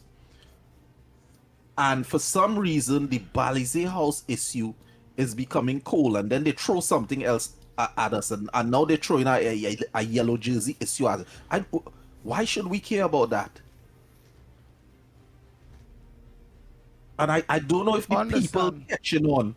You know, Andy, I don't know if the people catching on to what's happening is like things are coming out to keep us distracted from what the real issues are. The real issues in corruption, documents that coming up here, and money that was found here, and whatever happened to the money that what they were holding down at the bank. Is it the central bank? They had it? Yeah, the $2 million US. Whatever happened to that money? Whatever happened to that topic? How there's no follow-up to things like these? What is happening? We have to pay attention, brothers. So true, eh? Major issues just come up and then it is get pushed to the side. You are so right. I don't know what well, again, Andy, it is clear as to whose interests these information, either to be continued or not continued, serve. Because clearly, we have not gotten, for example, an update on that money scenario that he mentioned. We have not gotten anything except to know the last thing we know is that it is deposited with the central bank. What has happened to it since? I suppose you have to do your own investigative reporting, because you're not going to get it from the sources that we are depending upon on a daily basis to get the information. So we have to go a little more, and therefore in the realm of investigative, I suppose, journalism, as you did, I think yesterday or the day before, went up by, I believe, the Manning's administrative office to get a physical as to what is happening there, and maybe to get some interviews as well. Yeah, it's I find it very strange. Let me take one here. Go ahead, caller. Pleasant good morning to you. Good morning. Yeah, good morning. What I want to tell you all, right? What happened in Trinidad over the years? There was a case that they charged Ramesh Lawrence Maharaj for conspiracy to murder around 2000. I don't know the exact year, but it's around 2000 and he was in jail. However, the DPP office didn't have a file and they couldn't start the case in the magistrate court. And when that was revealed, the head of the DPP department was forced to resign. So there it was that the police didn't have a file and they had a high-profile person like Ramesh Lawrence Maharaj in custody, right? Let me show you the next thing that happened with the police service. When they were charging Franklin Khan and these fellas and them for allegedly taking money for kickbacks on contract, they allowed them to walk in this police station, give up themselves, work with JP and lawyer and give up themselves, and they get a bail in the station and were able to walk out. However, when they were charging Pandey and Ramlogan, we saw them going with a bunch of vehicles by the house and them, and they're searching all over for all kind of things. You know, so it's different stroke for different folks. When they was investigating Pandey with the bank account in England, we were seeing the police them boarding plane and going to investigate. But when they was investigating the bank account in Miami that they sent for somebody by the name of the same name as Rowley, we never see the police leave to investigate, but we hear they clear them. You understand? So there is a pattern in the police service that they just do these kind of things. Even like I remember I tell about the virtual complainant, and they had to get a statement from the virtual complainant on this thing. When they were charging Anand Ramlogan and them, remember they didn't have a statement from Vincent Elsewood when they had the matter in court? So how come they could have had them in court and they didn't have a statement from the person making the allegation? So I just drawing attention to how things happen. So and all these things about, I giving you evidence, I think, and all these things is in the public domain, that's all they're thinking about. So the police, I keep telling all you, the police have the willpower. How the police operate, somebody have to give the instruction, just how they give the instruction to go and charge Brent Thomas. Somebody have to give the instruction, and we have to see what they will do with these information coming out now. Right, so I'm hoping that people pay attention and keep these things on the front burner. Right, we know the country don't have money. We hear Imbot say that he leave the treasury empty. Stop talking about that right now and talk about the crime that's going on. Thank you all very much. Thank you very much, caller. So nice. Oh boy. Great suggestion. Eredic. Good morning. Psych Eredic. All right.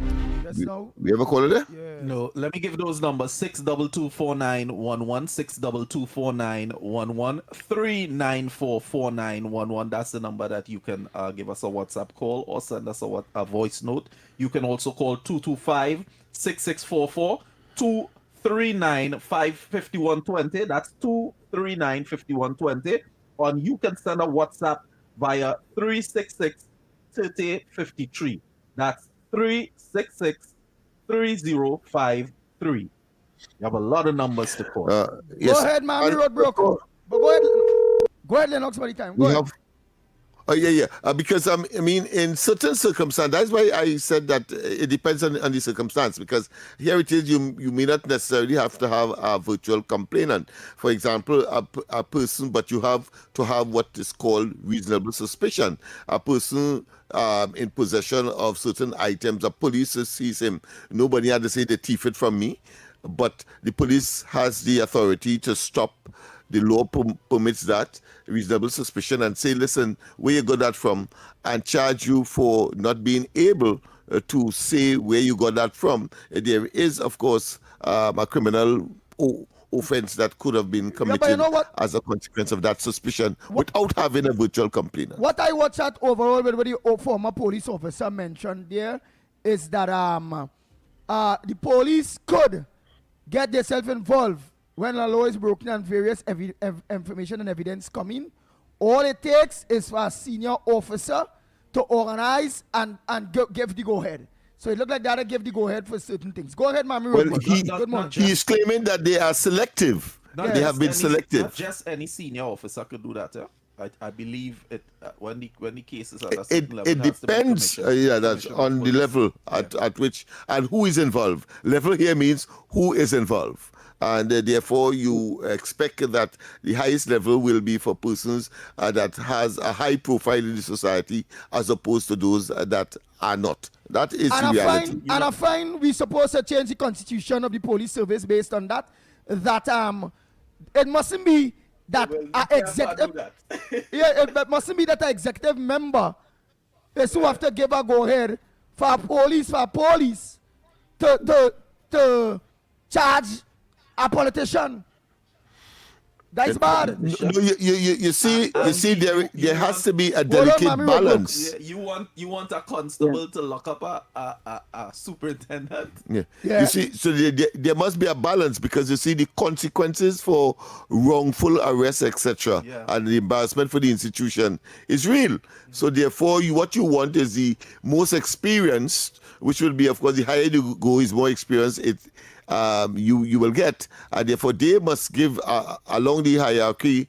They must give the instructions as to whether or not there is sufficient evidence to, of course, lay a charge or to initiate an investigation. Well, that means in Trinidad and Tobago, for all years since the inception of our police service, that we never had a most experienced police commissioner or police acting commissioner or a superintendent or them thing, because it's only the small man that continue to get locked up, and they have not initiated where them big politicians and them getting locked up based on all these files and cold cases and information that come in, and nobody don't want to trigger it. But let me go ahead with Miss Roadbook that's holding on. Go ahead, ma'am. Miss Roadbook, go ahead. But what the police officer who called in is referring to is certain interventions that is not purely of a police nature because they are influenced by other factors outside of the police service. But go ahead. Right, but again, before Mammy Roadbrook, the issue is whether he call on that or not, however it go,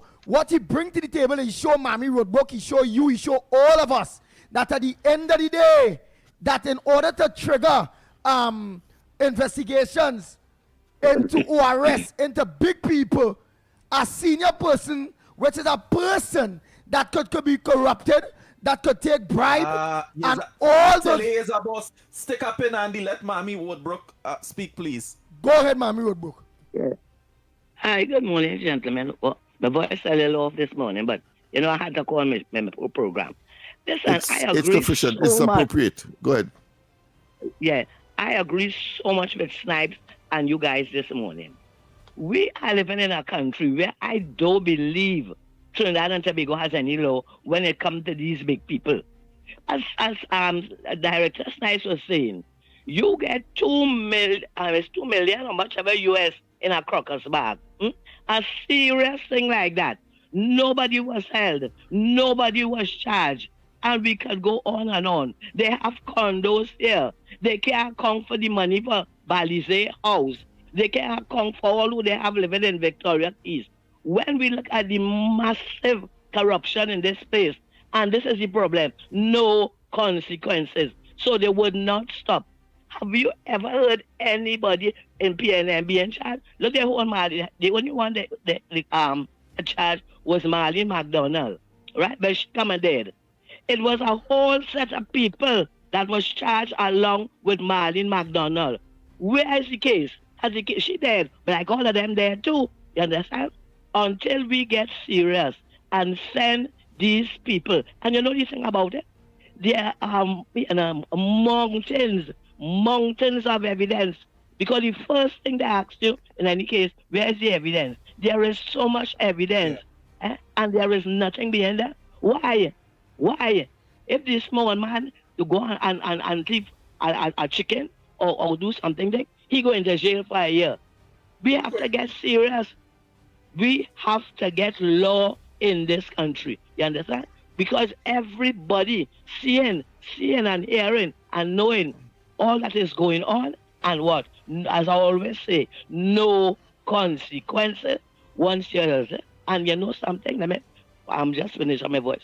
And the thing about it, these people who are in high positions and they have no integrity, They break the law. They know something is wrong. They see something is wrong. They have evidence around doing it. And you know what? They cover up. They cover up for their friend. And they allow the lawlessness to continue. They have no integrity. And the time that all of them take to go to university to study law, all of them should have been under a tree smoking weed.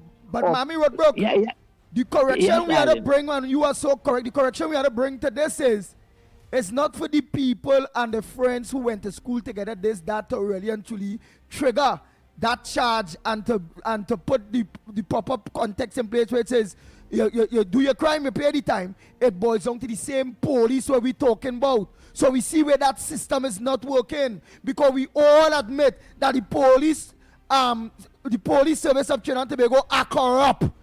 They are open to bribes. And we see it for years. Politicians getting way. It's all about who know who, and we are making changes to make sure that the average good police that will want to obey the law and they will want to bring charges to people, they will want to dust off the files and them that getting dust in there and charge people. But there's seniors that are open to take bribe, especially when they retire. Plenty of them just go into the security firms and get big money. Big money they just get work after. So the problem still boils down is the police service itself. Yes, Andy, I agree. But Andy, the thing about it is, we know, everybody know, for 10 years, you understand, the Kid Rowley was controlling everybody. And if he tell the police, don't lock up this one, look at Erla. Those people did what they want, how they want, when they want, and not a damn dog back. But we have a change of government. And we have somebody have to stand up and say, enough is enough. It's about time. If you are a police and you're not doing your work, it's about time they start firing these people, moving these people out, and bring people of integrity to fix the mess in this place.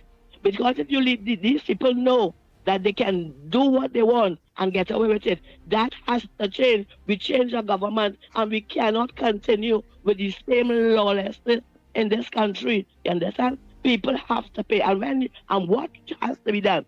When you are a police and you see and you know and you covering up for the lawmakers, you should be charged too.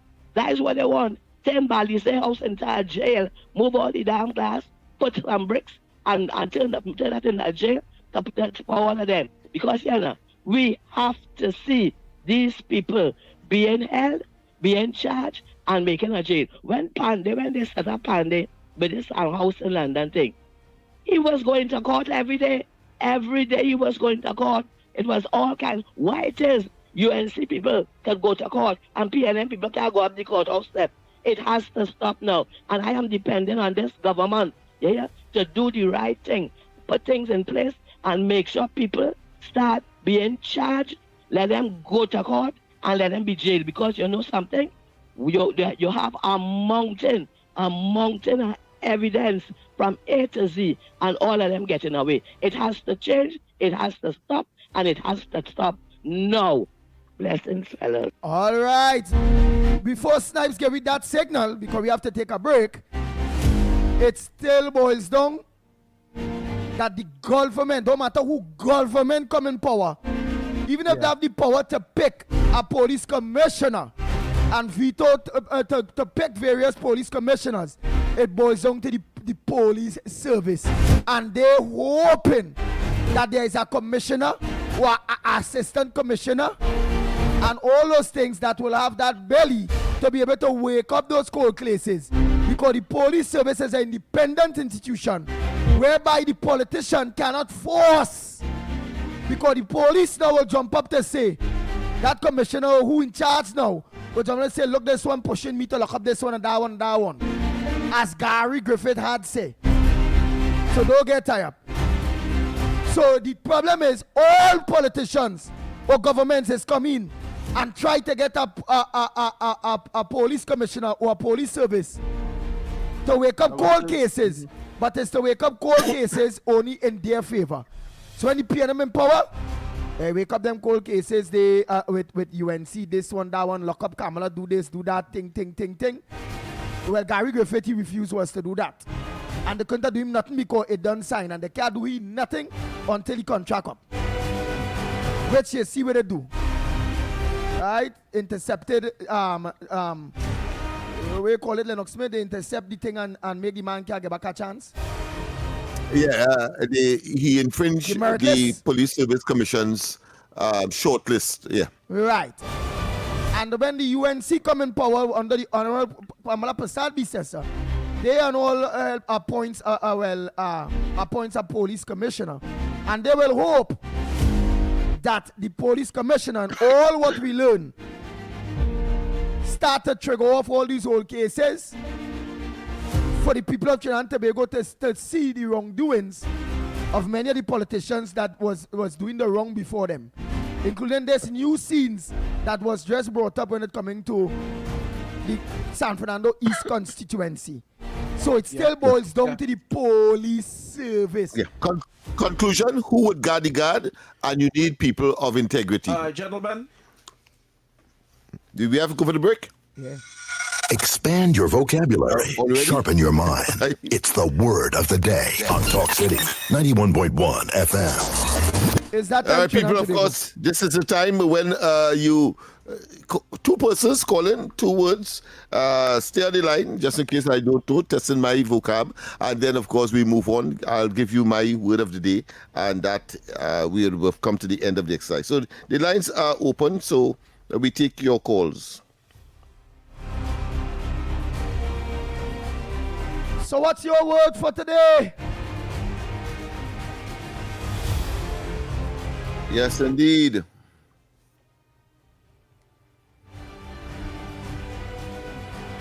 The lines are open.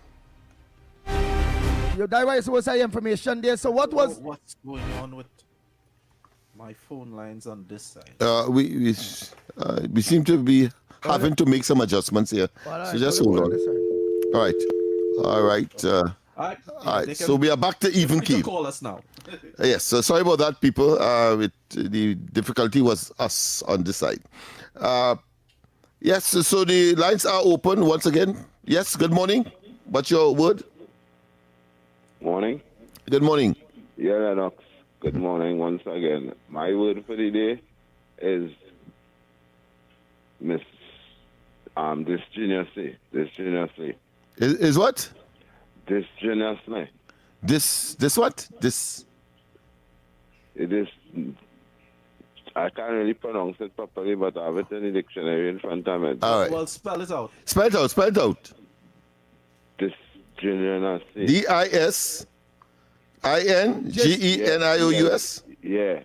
Disingenuous? Yeah, disingenuous. I'm not tongue right now about other things. So I can't You see.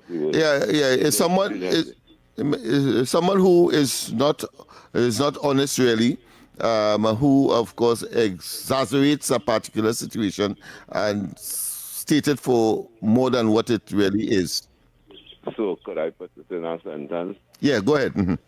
Okay. Carol was disgeniusly towards the police officer by influencing him to do wrong. All right, great, wonderful, thank you. So disingenuous. All right.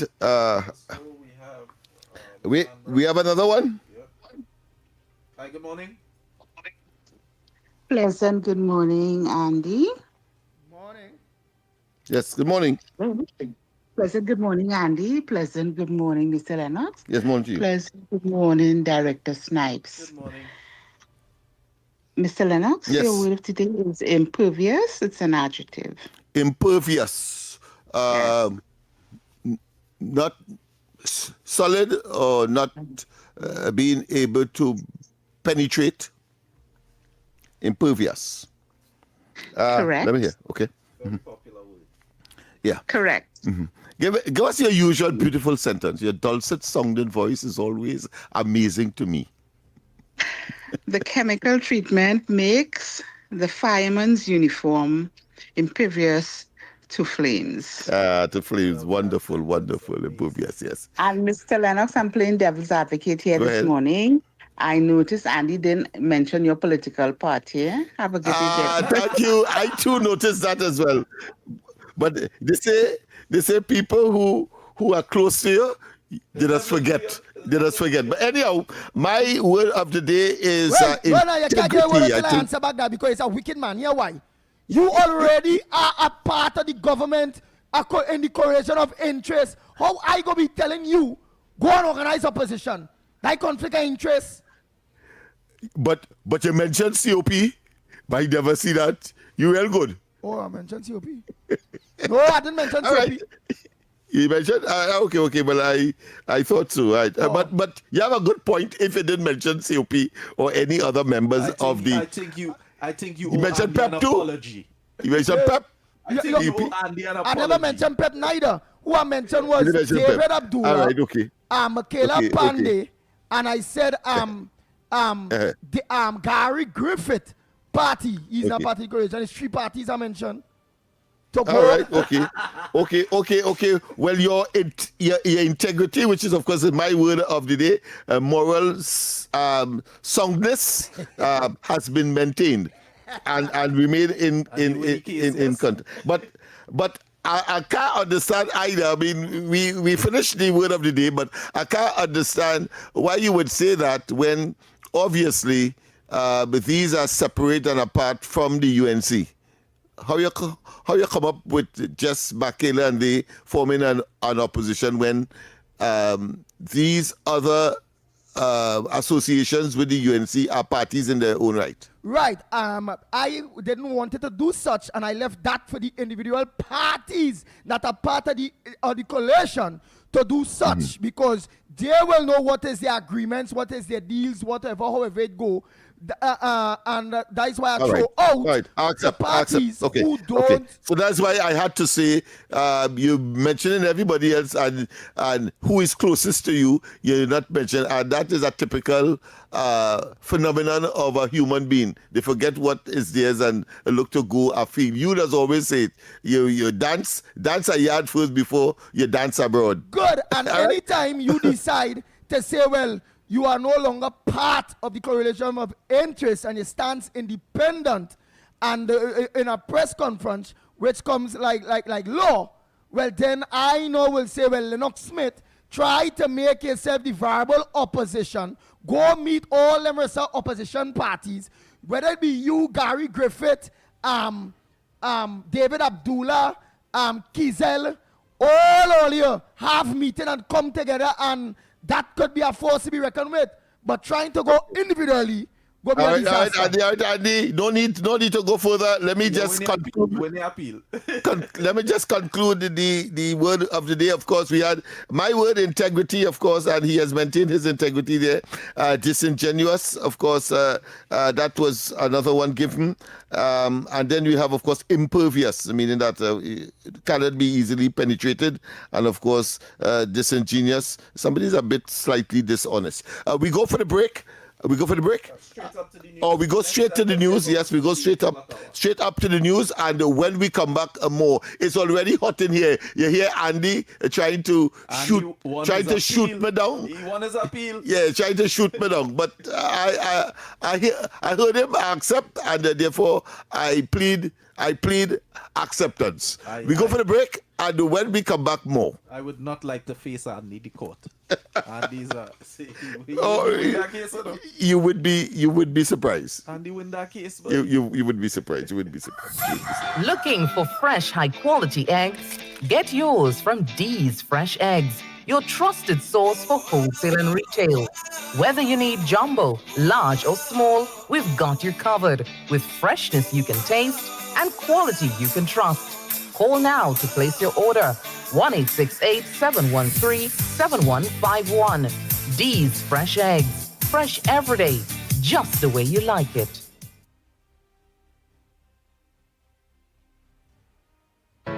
Moko Jumpies, exhilarating performances. This is how we celebrate a birthday. August 31st, Queen's Park, Savannah. TNT at 64. One people, one nation, one celebration. Powered by the MCCD and the Culture Minister, Michelle Benjamin. We are one people under the sun. One nation under the land.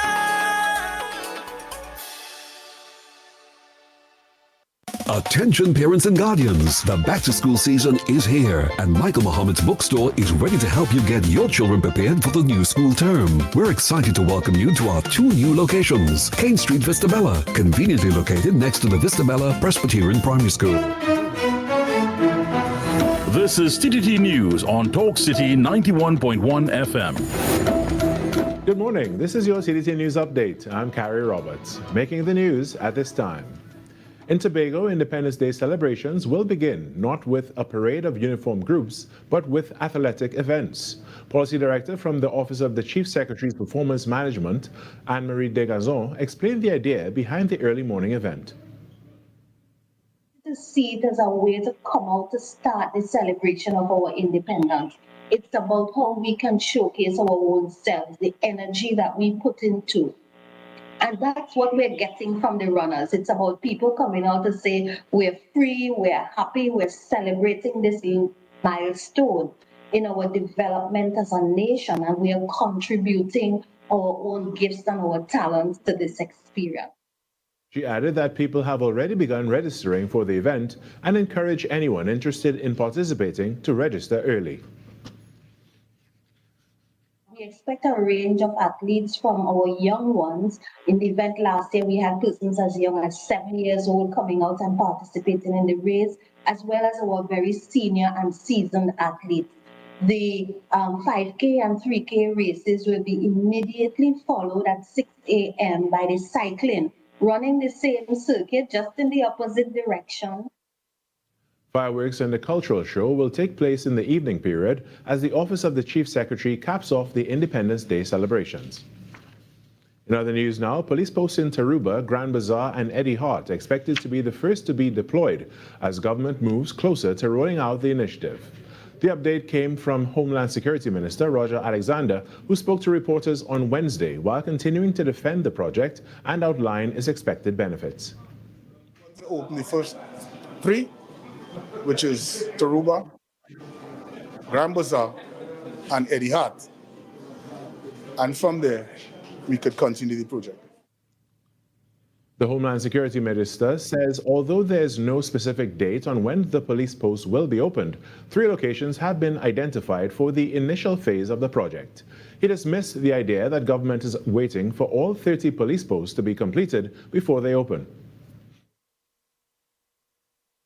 It might be in that order, it might be the same day. It depends. It's about service to the people. It's about protecting public spaces and so on. And who doesn't want that? There are a few persons who doesn't want it, but we are about giving it to the people. Minister Alexander says he is awaiting final feedback from the Commissioner of Police and the Chief of Defense Staff, with the initiative expected to move ahead after the independence celebrations. In sport, Trinbago Knight Riders' Colin Monroe has asked that supporters bear with the team following a 36-run defeat at the hands of the St. Lucia Kings in their Republic Bank Caribbean Premier League match on Wednesday at the Queen's Park Oval. The result was TKR's 3rd consecutive loss as the franchise currently sits rock bottom of the CPL standings on 2 points. So many empty seats, maybe we would have won the game, so maybe come down and watch, but to be honest, it's always nice to come here. There's always been a good vibe at Queen's Park. My back didn't miss the drive down to Brian Lara, that's for sure. But no, it's obviously cool. You know, the atmosphere and people in Trinidad love cricket. They love this team, but they also love to hate this team if we're not playing well. I've been here long enough to know that they can quickly turn on us. So bear with us. Hopefully we can come together as a group and put a smile on your guys' face over the next 4 games. We win those. And that was your TTT News Update. I'm Carrie Roberts. From all of us here at TTT, have a great day.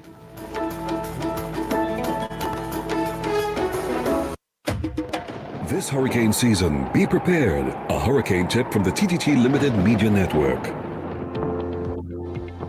The hurricane season is officially underway, and experts agree on one thing: preparation should begin long before the storm is on the horizon. One of the biggest mistakes people make is waiting until a weather alert is issued before they begin preparing. By then, supplies may be scarce, and time may be limited. Take a few minutes this week to inspect your home, check your roof, clear drains and gutters, trim overhanging branches, and secure loose outdoor items that could become dangerous projectiles during strong winds. Remember, preparation isn't about panic, it's about protection. This hurricane season, be prepared. That was a hurricane tip from the TTT Limited Media Network. Think you know Trinidad and Tobago? Well, think again. Did you know that some of the most fascinating stories about our twin island nation are hiding in plain sight? From historic landmarks to national symbols, from famous Trinidadians and Tobagonians to incredible sporting achievements, and the facts about our parliament, our people, and our past that you may never have heard before. Did you know? Discover something new every day with Did You Know? A brand new 1-minute feature uncovering fascinating facts about Trinidad and Tobago. Did you know? Only on Talk City 91.1 FM. The talk of Trinidad and Tobago. The conversations shaping our nation, the decisions affecting our future, the issues impacting you. Now, more than ever, it's time to bring them into focus. From politics and public policy to sports, entertainment, and the voices of everyday citizens. A new perspective is coming to Saturday mornings. Focus, People, and Politics. Coming soon, exclusively on TTT. I remember when I was a child and Mommy used to take me for walks. She would pick me flowers and do anything to make me happy. Well, these days, I take her for walks in her wheelchair, and it's my turn now to do everything to make her happy. That's why I only trust Hospital Pack Briefs to keep her dry, protected, and comfortable. Because it's my turn now to take care of her the way she took care of me, with only the best. Hospital Pack Adult Disposable Briefs. When heavy rains hit, flood-prone communities often bear the brunt. But there's a simple tool that can make a big difference: sandbags. In this first episode, we explore why sandbags are still one of the most reliable defenses against rising water. Recently, I visited the Disaster Management Unit headquarters and sat down with the Disaster Management Unit coordinator, Mr. Jerry David, as he explained the value of sandbags in keeping homes and businesses safer during storms. Building a sandbag wall or a sandbag dike to prevent water from entering your home, it works if the level of water is not overwhelming. So what is overwhelming? Okay, if the water 18 inches up to 2 feet, then you can build a sandbag dike. Building a sandbag dike is important. It is not just throwing bags at the water. For every foot you go up, you would have to build a base, and the base will be 3 sandbags at the bottom. So you're building as if you are putting up bricks. You see how bricks are laid? It's that same methodology. So when your 2 feet sandbag wall is completed, your base would have covered an area way bigger than 2 feet. So you would probably have reached about 5 feet. And remember that this is not intended to create a great wall to prevent water from entering into your home. It's temporary. And also remember this, the water that is not entering your home because you built a sandbag dike is not disappearing. It's going to somebody else's home. So if they don't have sandbags, the water that was coming to you will get to them. But you may say also, well, I'm safe. You may be safe, but you may not be able to get to your house or get out of your house because the water is going to remain in the community until nature takes its course and the water finds its way to a bigger water course and then gets to the sea. Disaster Management Unit Coordinator, Mr. Jerry David. Remember, sandbags may seem basic, but they play a vital role in flood prevention. As we've heard, with the right placement and timing, they can save property and peace of mind. Up next, we'll break down exactly how you can get your hands on sandbags. Help is available, just reach out. Visit your municipal corporation for sandbag collection and stay informed through www.rdlg.gov.tt or the ministry's Facebook page for more information. This was a production of the Information Division, Office of the Prime Minister.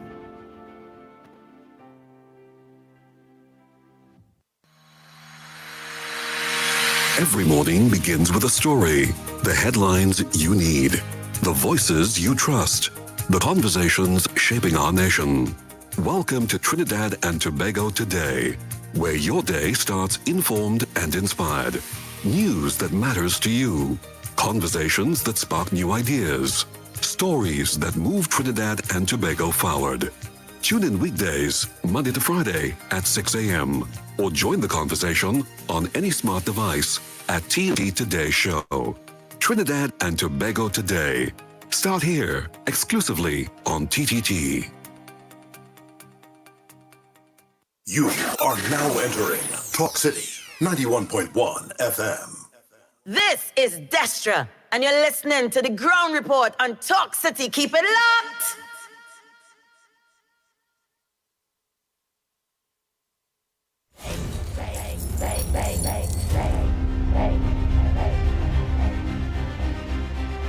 Oh boy, oh boy, oh boy, oh boy. We are back, we are back, we are back. Time check. It's 11 minutes past your 8 o'clock. You're listening to the Grown Report. We are touching a lot of things, man. That's good, that's good. And I really was taken aback that, the time is already after 8 o'clock. I didn't even realize it. That is how when you enjoy what you're doing and when the hours seem to be very simple in terms of the exhaustion. Let me put it that way. I want to comment. We have a call already. I want to comment Teddy quickly for his participation in the word of the day. And it reminds me of those bartenders and so on who say that they have their dictionaries, of course, at hand. Well, I observed that Teddy did say he has his dictionary in his hand. So well done, Teddy. People like yourself, ordinary persons, is what this thing is designed for, so that we expand the vocab and, you can have better conversations because you have a wider variety of words to choose from. But tell us what was Teddy word. Tell us what was Teddy word. His word was disingenuous. He had a difficulty in pronouncing it, but that is all right. That is part of it. Disingenuous, yes. Where you say he had a difficulty there to pronounce it? Because I just have a difficulty and it's be straightforward. Where you boy put a tongue ring on his tongue or something, a tongue ring, he went and put a tongue ring on. You see you.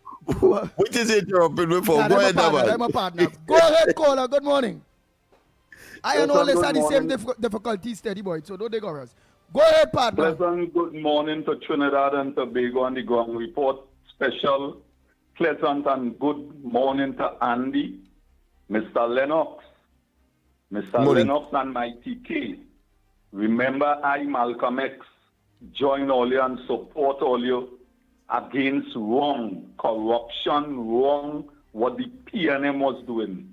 Now we get rid of the PNM, I want to stay focused because I listening to what Manning's son talking, and from day one, Andy, you try, I don't know if Lennox is remember me, because I think Lennox might have a little problem with me, but I couldn't care less who have a problem with Malcolm X, But I go be me as a citizen of this country. Now you have no problem with your phone ain't working. Listen to me, man. You want to hear about Lennox? Let me tell you something. I know Lennox from in Coconut Drive when he had the community thing, Let me don't get into all of that. I know Lennox through Shabbos, So let me don't get into all of these things. Me know Lennox.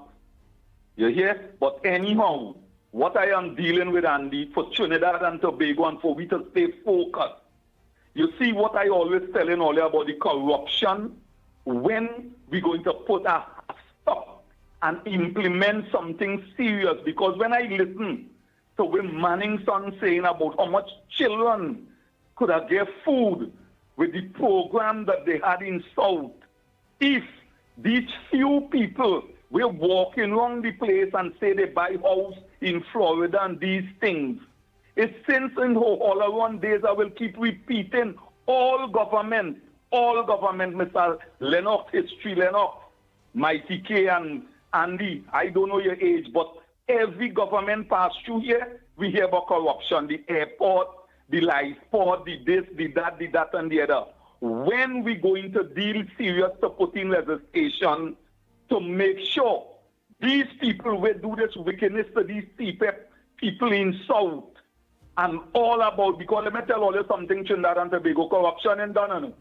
All you feel all them board members and them, we get under this government where we elect and vote and put to seek we interest. All you feel all of them, they to do the best for the country or for themselves, some of them. Some of them putting themselves first because things start already. And the eye on the ground, if things start, and I want to tell the minister who now talk on the news, Alexander, which he's supposed to know. In America, you know, which stop the crime, curb the crime in Brooklyn, they put police all corners. They had police in the mingling by the blocks. They had the police knowing where the drugs is, where the guns is, where the this is. And they had where you couldn't drink on the road. You can't have a bottle of rum in your car open. They implement these things and it work. It work. So when all you're telling me about these posts, I am not against the posts because, Andy, you was campaigning for Grandy. When you pass by Valencia police station, you swear there is some kind of lock-up office. When you pass Grandy, when you pass Bethel Street, you hear man shooting right in front of Bethel Street. We have a post on Duncan Street, Mr. Lennox. You say your office on George Street. We have a police post on Duncan Street, and now get cut off, Mr. Slide. But these are the things I'm looking for the future of my country and my children, you know. I'm not a no personality and looking for no handout and no contract and nothing. You know. I want to see I could walk safe. Everybody could get a fair meal, and these people were begging with hard all over Trinidad by the side of the road. You know how people right now begging for books? It's about 8 people, Toko, Lavanti, all about, we're calling me to help them with books for the children. These are the things we have to deal with. What we're dealing to stop the corruption and set an example to start to lock up people for mismanagement, accountability, and where they're getting paid for and where they hold the Bible to swear for. All you have a good day, boy. All you could cut me off right through. All in bound to take my call. All right, thank you. And we get your full call. I wonder why he's so hard on himself. We have given him all the time, and we have not mentioned any kind of animosity. He keeps saying, "Oh, they can cut me off, or they cut you off." That is a self. Afraid you know. A self prediction. Nah, that's because a self prediction that will never occur. No, my friend, we will never cut you off. Yes, we will cut you off. Answer that call. We never cut you off making your contribution within the reasonable time frame. We never do it, so I said we'll do it. Yes. Good morning. All right. Good morning, Mr. Lennox, Yes. Mr. Snipes, and Mr. Andy. Hi, Lenny. Go Look, ahead, my I've brother. been saying this not for the first time on this station and other stations. One man is responsible for all this corruption. I don't care what anybody tells me. Is the first Prime Minister of Trinidad and Tobago. When he allowed Patrick Solomon to go, and when he was refused to let his stepson out of the jail in Caranage, takes away the keys from the police in charge and let his son out.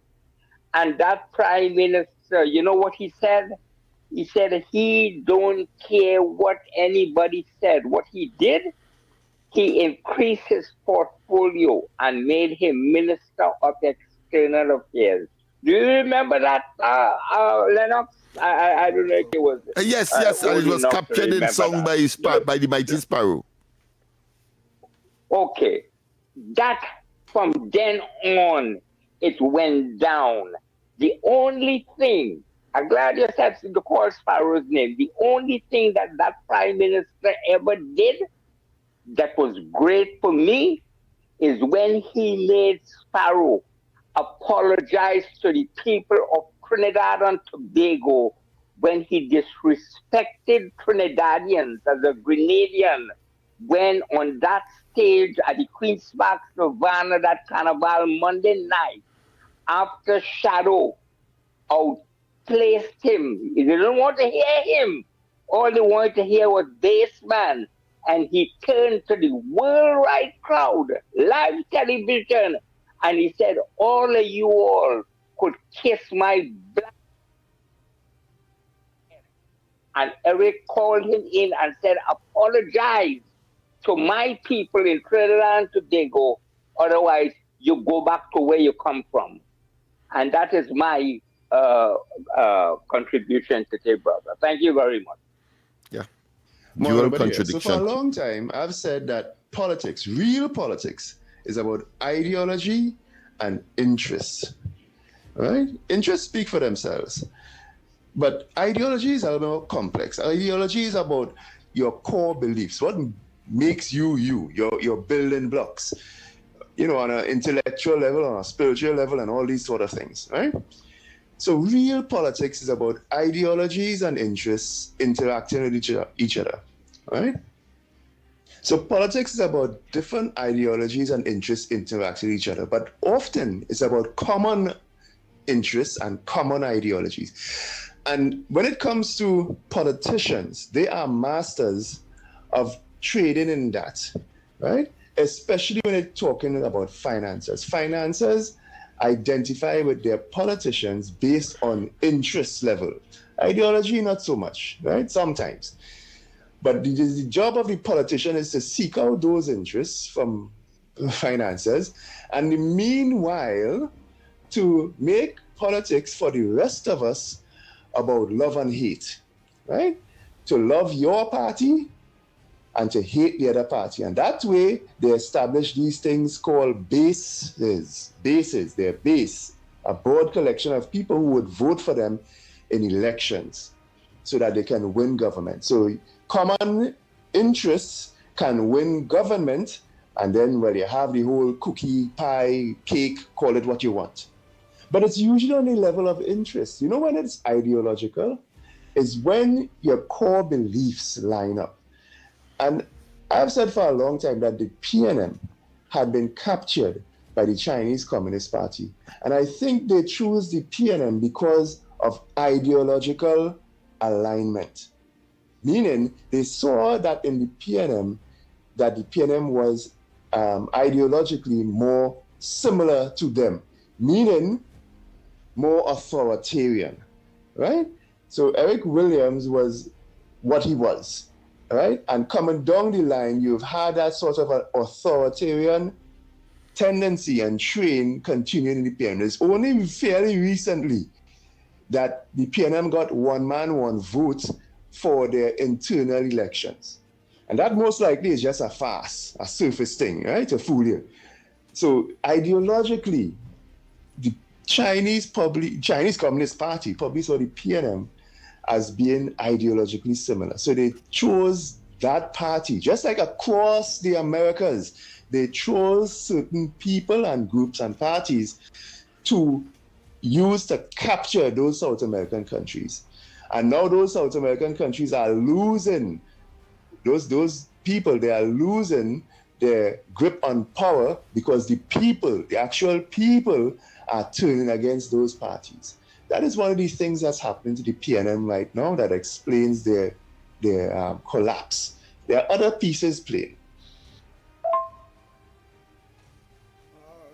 Wait, let me continue there quick. Oh boy. Andy Lennox, morning here now. School one open next week. Godspell life, well, the following week. What going on with grants, boy? I ain't seen nobody said I got them thing yet. Why they waiting so late to pay that, boy?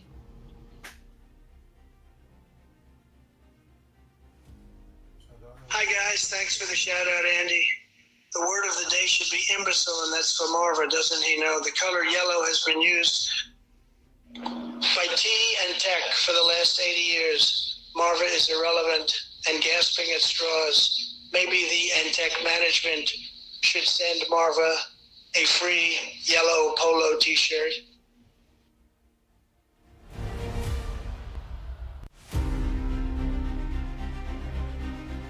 Nice, all voice notes. Oh, no, I have an next one here just now. Nobody again. So I insist, again, for a long time, I've been saying that the PNM had been captured by the Chinese Communist Party. They had three factions. The faction that backed Patrick Manning, the faction that backed Keith Vowley, and then a third faction came in that was backing basically Stuart Young. And once they had gathered enough control financially, just like any investor investing more in a company, you now control the company more than anybody else. You're going to install your own CEO. And that's what Stuart Young was as a prime minister changing without a general election. Again, that's a signature of the Chinese Communist Party. They don't care for elections. They tend to install who they want. But now that the Chinese may be on the retreat from the Americas as a whole, I'm telling you, all over the Americas, these communist governments are falling. Colombia is the last one. Brazil is the next one to come. And with that, something called the Sao Paulo Conference. Go Google that, people. The Sao Paulo Conference, which was a long-running plan to make the Americas communist. And it was backed by certainly China and the Russians in a lower way, right? And that is collapsing. You could say it started with Argentina, and one by one, as about 6 of them have fallen, right? So it's not just here, but all across the Americas. But with that happening, the Chinese Communist Party may be on the retreat from this part of the world, including, of course, Trinidad, which means that the financiers that finance the king of the PNM may be on the way out. And that means the other 2 or more, you never know, main financer groups are seeing an opening, right? A way that they can return to putting their guy back up. And they're going to have a civil war. The civil war is going to be among the financiers. It's going to have a face. Each financier is going to have a face. And which face wins will decide who won. So it's a civil war within the PNM. But just like the Chinese Communist Party, again, ideologically, they are similar, the PNM and the Chinese Communist Party. When you hear corruption battles, when you hear the Chinese Communist Party, there's a corruption busting time happening, and they call them purges, right? You better believe that is an internal struggle. It does look like if, the Chinese taking care of corruption. It's not corruption they're after. They are about axing and destroying and cutting out who they want to cut out, because factions are fighting. That's nothing to do with corruption busting. They all are corrupt. They all are in corruption. But they want to be able to get control of government so that they can do the maximum of corruption. So ideologically, I see the PNM and the Chinese Communist Party to be very similar. They have common ideology. Maybe that's why they got along so well. Nice, that's it for voice notes. I have no more.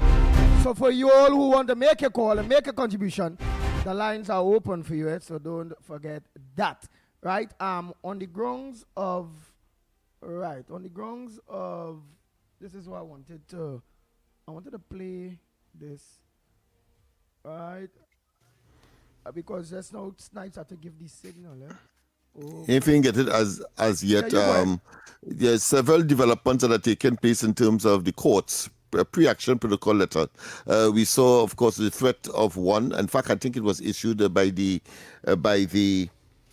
commissioner of police to one of the daily newspapers. And then we see Camille Robinson-Regis. She's getting into it as well. But of course, from within the PNM itself, she is saying that she wants a retraction of calling her name as being the author of associated with the women's arm of the PNM. So again, suggesting that there is internecine or inter-party or intra-party conflict that is taking place. And you're seeing, of course, the whole question of positioning and looking for or maybe reducing one's influence. All of that is happening at the same time. So the point I'm making, pre-action protocol letters seem to be part and parcel of the whole matrix now. Go ahead, caller. What's your contribution? Good morning. Good morning. Good morning, Andy. This is Diego Martin. Good morning, Lennox. Good morning, Director, and all your listeners. Good morning to you, my friend. This is what the man said, and listen carefully. From the Out House to White House. Yes. And I am saying it is from the cesspool to Whitehall. And why I'm saying that? This behavior that has been part of the DNA of the PNM since we gained independence has continued. And let me give you all the dots and all you all could join it together. Eric Williams, who was in the eyesight of Eric Williams under his nose, O'Halloran. And what he did, he built 2 Twin Towers in Canada. Then you had the fella who knew everything about Mr. Big, that Honorable Patrick Manning. He even told it to his finance minister, the lazy Taxera. And I suspect Brian will know too, if you know it. Why haven't they not tell us about it? Keep corruption close to their chest. And now we have this biggest scandal. The former Prime Minister, the lying Emiligate man, is in the middle of all those CPEP contractors under his nose. You remember a fella by the name of Basil Pandey got a couple of days in prison for, they say, not declaring his asset. He eventually won the court case because they say he had apartments somewhere up in England. Well, this is another scenario similar to that. Let us see how the police investigate it. And look at the Borough Corporation and all the councillors and aldermen in that corporation. See how much of the PNM people got contracts, and go through the whole list of 340 and see how much PNM party affiliates got contracts. And they had to shut it down because the corrupt ones were the contractors and the small man is Peter paying for Paul. So, to me, is from the cesspool of the PNM to the Whitehall. Go on, enjoy your morning. Thank you. Next caller, go ahead. Good morning. Hello, Andy. And go through the whole list of 340. Go ahead, forget the background. You go ahead and talk and turn down your volume there where you are. Right. What I was saying, what I didn't know you all was listening or what. Yeah, what I'm saying is that you talk about the police and charges and all kinds. The police could only do an investigation, and it is the DPP who have to bring the charges. Now, check and see how much cases the DPP have on the desk. It must be, since it have cases that are coming out at all. Right, but the problem with DPP. Yeah, but again, you go say DPP, somebody say police commissioner. At the end of the day, we all know who responsible is, police commissioner or DPP. Either or is, and we know that this is a serious blunder that have been going on a long time with these two offices.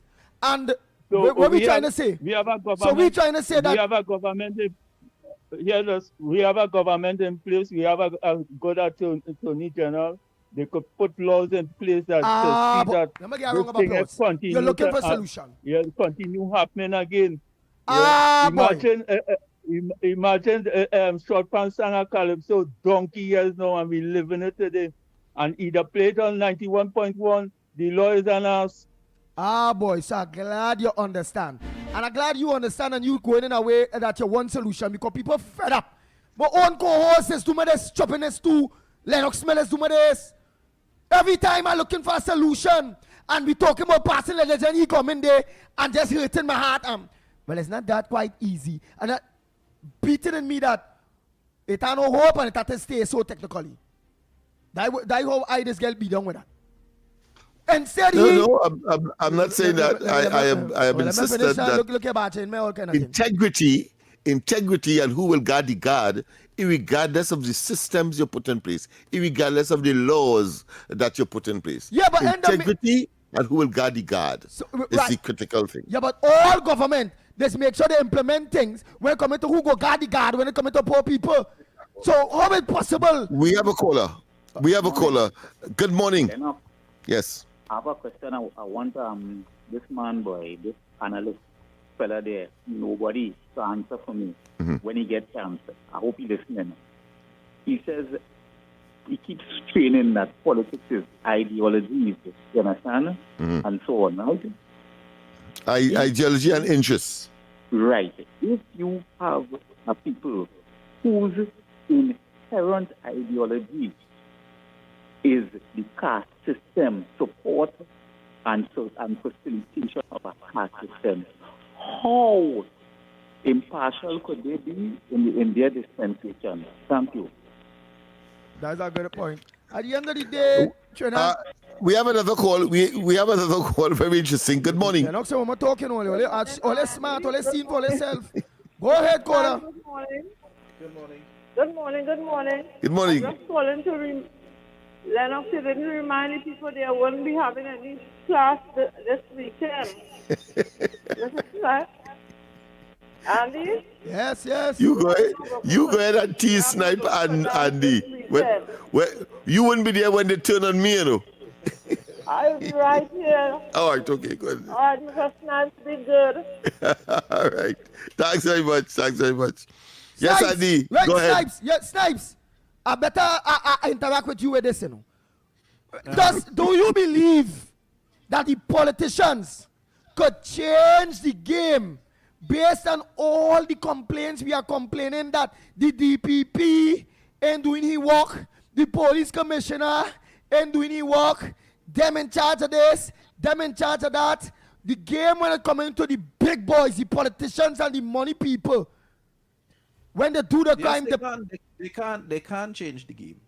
As a matter of fact, and you see, we don't look at things in that manner. We've seen where the game was changed when they place a PDO on the owner of Blue Waters. The game changed there, no? Yeah. And they don't even realize the game changed in a way that it show up certain things that is taking place within the justice system in this country. You understand? It brought into question the Caribbean Court of Justice. It brought into question the Privy Council. It brought into question who have more corn feed, more fowl. It brought a lot of things into question. You understand? I have to agree with you, Andy. If they want to make change, they can. But again, who gonna make laws that could prosecute them? Look how he talk Trinidad and Tobago. Look at how Snipes, Director Snipes talk. And when I want my co-host Lennox Smith to talk, so he's a man having a little low background in him. Oh God. The man always says again, he doesn't lie though. When he again, what you gentlemen have done is reinforce what I have been saying. Because if you are saying, Andy, as you introduced the Snipes, the DPP not doing his work and so on, what it means that the system is there, the laws are there. It is the integrity of the individuals in the offices that they hold to execute is not happening. All right, that is what I'm saying. Right, and that's why I talk about the who will guard the guard. All right, because these people are the ones to make the decisions. Let me ask you a big question. Let me ask you a big question then, Lennox Smith. Because there's a good one then. There's a good one.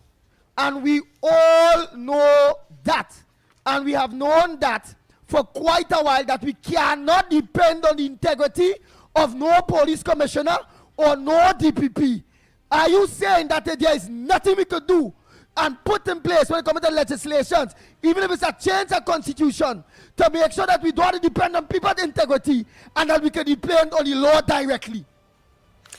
If you make additional laws, if you do not have persons with the integrity and the commitment and dedication to execute their respective portfolios, you will end up with the same challenge. Understand that? Somebody else said, but then how we can't get away from ticket? How we can't? Go ahead, Snipes. Lennox, you're not understanding what Andy. Well, I think you understand what Andy is saying and you're frustrating him. I feel so, you know, boy. We're what? We're 64? We celebrating our 64th? Yes. All right.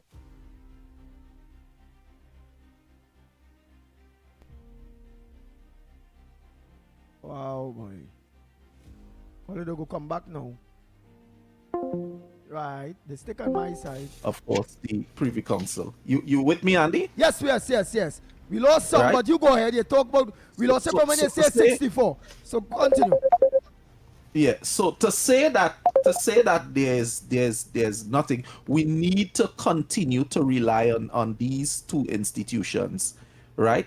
Because if we can't find people with the fortitude to uphold what is right, then we need to have a parallel system that we could go to say, hey, all you're wrong, and we're going to prosecute you for this, and this is what is going to happen to you. And that's why they are the federal government, and then they have the United States government. Well, you are making the point again that the systems are in place as we speak.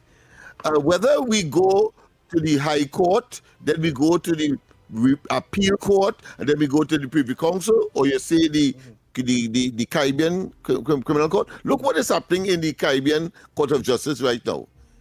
Is what is called into question is not the system, is the integrity of the people in the system. A man goes in there and says, listen, I don't like the uniform you wear in the court clothes. Change that. And I don't like that decision that all you make. I will come and amend it and adjust this. It is the people. Is this going back to nobody's point when he said interest? Yes, it is interest. It is personal. It's people who have ideological as well. And I could tell you in terms of ideology, when he speaks of ideology, I'm very, very, very familiar and understand what he's talking about, because it was Dr. Rowley and the PNM ideological position that caused us to anchor ourselves with Maduro as opposed to the Americans, and they anchor themselves with the Chinese as opposed to the Americans, because there's a feeling that, listen, I'm an independent country. I am the head of this organization. To hell with Trump, to hell with America, and I could go with who I want. Let me put something else against him then. Well, since we know, just said, then it's the job of the voter, the people. Now we are talking.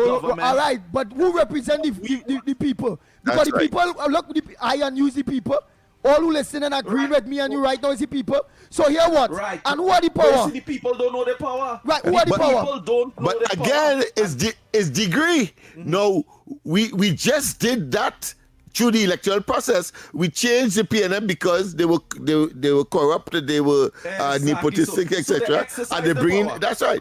And if this government proves to be the same, and there is a shelf life, let's say there's a shelf life at tolerance level, then you change them as well. Lennox and Andy, we do have a governance problem in this country. I just realized that we have a people problem in this country. It's the people in the system that I'm talking about all the time. All right, but Trinidad and Tobago and Snipes, we have a weak people. Who again? Yeah, where it is. Either or, whether we have a real people or not, when we vote people in power, we give them that power and them a real power to be able to make the changes that all of we have to say. All right, the UNC government knows that the Commissioner of Police and them have real power, and it sucks.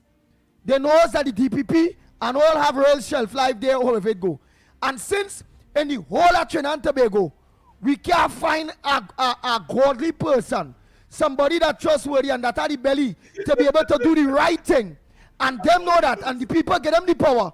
We want them have to do constitutionally, go make legislations, and let we outsource. Just like how we know that we rather the Privy Council than the Caribbean Court of Justice, because we see the problems there, and the Honorable Kamala Prasad Bissessar show plain, whereby in her ideology, she will never put Trinidad and Tobago down the direction of the Caribbean Court of Justice, because again, the small world and the influence that the Caribbean governments have and the business people. So she said the best place is the Privy Council. So if we know, and she can do that and stand firm with that, including with the whole bits thing when it comes to the Secretary General of the Caribbean, of the CARICOM, and she's standing firm and going against the status quo, and going against things that was. All right. So he's back? Yeah, well, we'll lay him up too, because that's real important.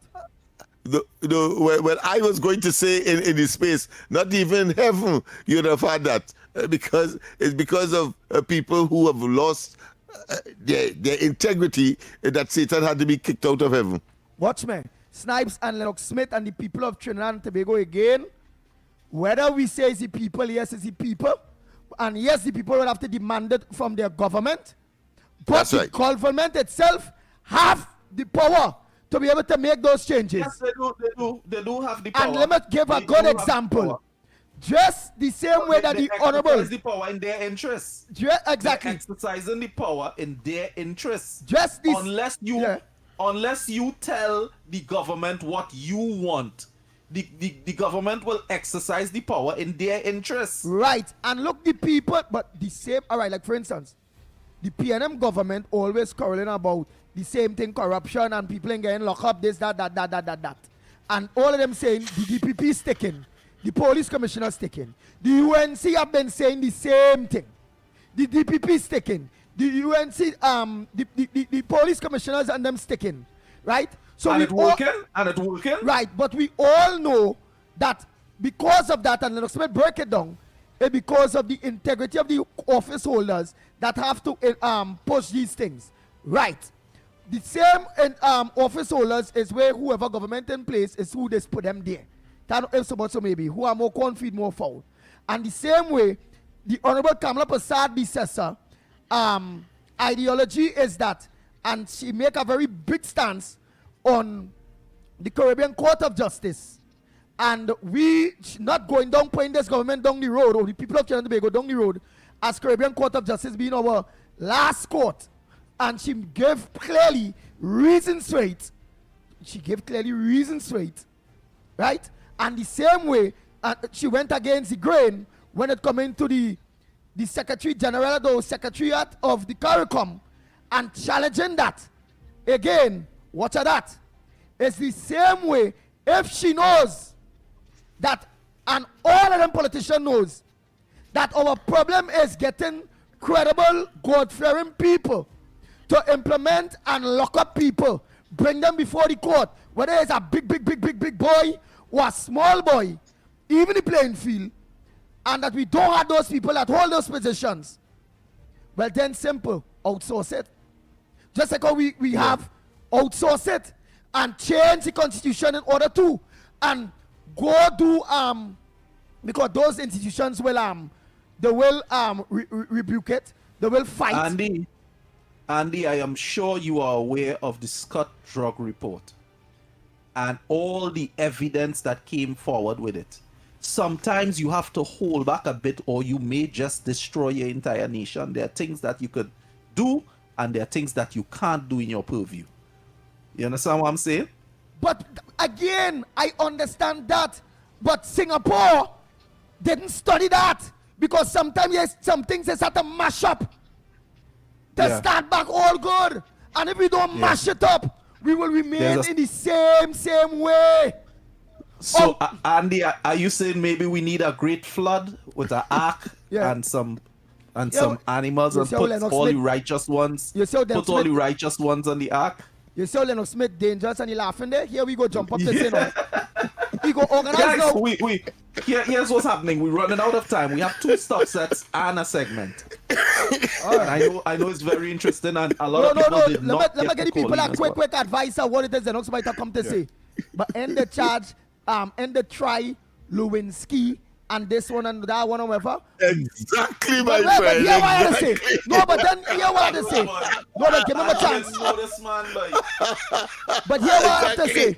Hear what I say. Go ahead. They try them under the same constitution, under the same legislations. And again, we need constitution reform and we need legislation to be able to be passed in order to stop all those executive police and them from interfering or anybody. And where there's a will, there's a way. And to all I fed up of people telling me there's no way to stop the crime situation in Trinidad and Tobago and to get the DPP to do the work and to get the commissioner of police to do the work. No way nobody can tell me that. But Snipes gave you the answer. You have to get a Noah and an ark. Oh, Jesus Christ. And separate the goat from the sheep. That's what I do, guys. Because the very issue or the recommendation that you gave, you'll have to get rid of the entire police service under him. And you can't do that. And you can't do it. That's the point I'm making. So therefore, there must be a culture of saying, listen, I have the power, I have the will and the force of law, and I'm going to execute. And that's all is required for you to maintain your integrity of yourself and that of the institution. But then you will say, if we can't get rid of them and mash it up and start over, well, make, just like Iran and many other places and America, make a side lobe police service that will now guard them guards. Put it in constitution and give them the power to investigate and lock up. Yeah, it happened in the Philippines recently, and right now the president there is before the International Criminal Court. Let's go for the break. That is and your when we come back. capiche Oh, on no, Talk sorry, City, man. 91.1 FM. What is your capiche on Talk City, 91.1 FM? Boy, Jesus Christ. Trinidad and Tobago. No, but Andy, you plant the seed. And that's what we need. We need the citizens to discuss the matter. And say what they want. Yeah. The fact that you keep raising this, because this is not the first time you're raising this, Andy. This is not the first time you're raising this. Yeah, how to find a foolproof measure so that people can do the work that they are employed to do. Not just that, the front runners, the activists that are front runners, right?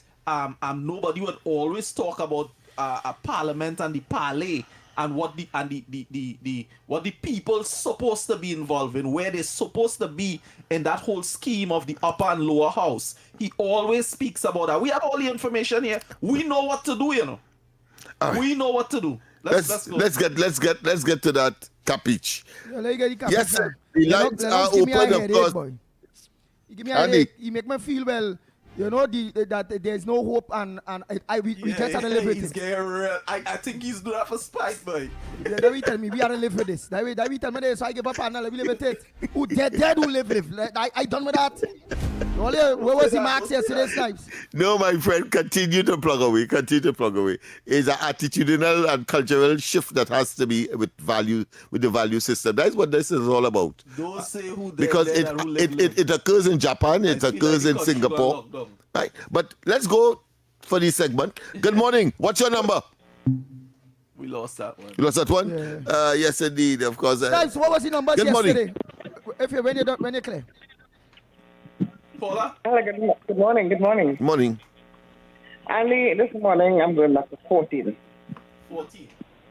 14 right. and Money. 14 play yesterday, and Yeah. I think 14 was, we did pick 14 yesterday too, I think, Snipes, tell me what happened yesterday yet, eh? 14 is our comeback mark all the time. Yeah. All right.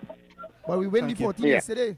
Snipes. Yesterday we had 4, 26, 14, and 12. Andy's capiche was 16 and 34. Right? When I checked my charts this morning, the 1 p.m. winning mark seems to be missing. So we did get the 14, 11, and 20 were the winning numbers. We're missing one winning number. If somebody could call me and tell me what played at 1 o'clock, I would appreciate it. Right. All right. So the win the So 14. we got anything yesterday? Yeah, We got the 14. 14. The 14, right. Okay, good. Welcome back, Andy. Welcome back. So we're looking Every for day we winning 3 so more. far. Every day we winning, you see? I bring back that spirit of winning. But I want to Yes, win this battle with you with this no place, boy. My head hurting, my belly hurting, my brain hurting. It's like we can't win the DPP, we can't win the police commissioner, and the big boys and the politicians will always get away, and the law will make sure there are no loopholes for we, the average person. I hear you, my friend. Good morning. What's your number? We have Hello, good morning. 3 more to I go. like 21 and know what Nigel is they play 11. Or the big I have one. 14, 11, and 20. I'm missing one number. 11. No, he Right, I say have- 11. I have 14. 11 come twice. Oh, it them come twice. Oh, that's why. Okay. Yeah. We can see that. I Okay. don't gamble, no, I just like Mark. All right. And what's your number? 21. 21. 21. Okay. Thank All you. right. Let me take one on this side. Morning, caller. What's your mark for today? Good morning to you, Andy Williams, Lennox Smith, and Nigel Sniper.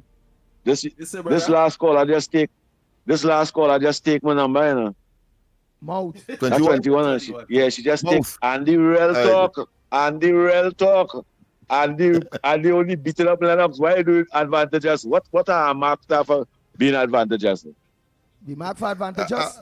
A man, you was really listening. He know throwing the towel, you know. Yeah, I give a boy. Capitulated, you know. But see, you understand what he's saying, boy? Lennox is making me feel like there's no hope. You have to change it. You see, just as how the Prime Minister stand up to the CARICOM armchair, and they wanted that change, stand up the same way. And all them independent lawyers and them stand up and say, we want legislation change. And that is how we all get change. That is how we all get change. When the people and them stand up.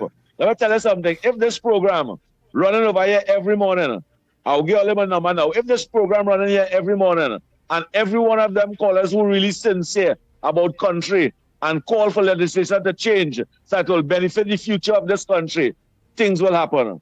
But if everybody have the own biased view, not in the biased independent view and agenda, things will happen. Things will happen. You see, when you have biased agenda, it can never happen. But this government have the heart in the right place. So I'll give them 31 for India, no man. I'll play the Honorable Prime Minister for India, no man. 31. 31. All right. You 31. How much we are there? How much more we missing there now? One more. One more. One more. Where there's a will, there's a way, man. Only. Yeah, let's go. Yeah, person wife, 31. Person wife. Welcome. Good morning. Morning. 7th August. 7. Okay. August. Thank you. Yeah. Andy, your time has arrived. Right. So we did get I think we did get what was my 2 yesterday? 16 and 34. Jamet.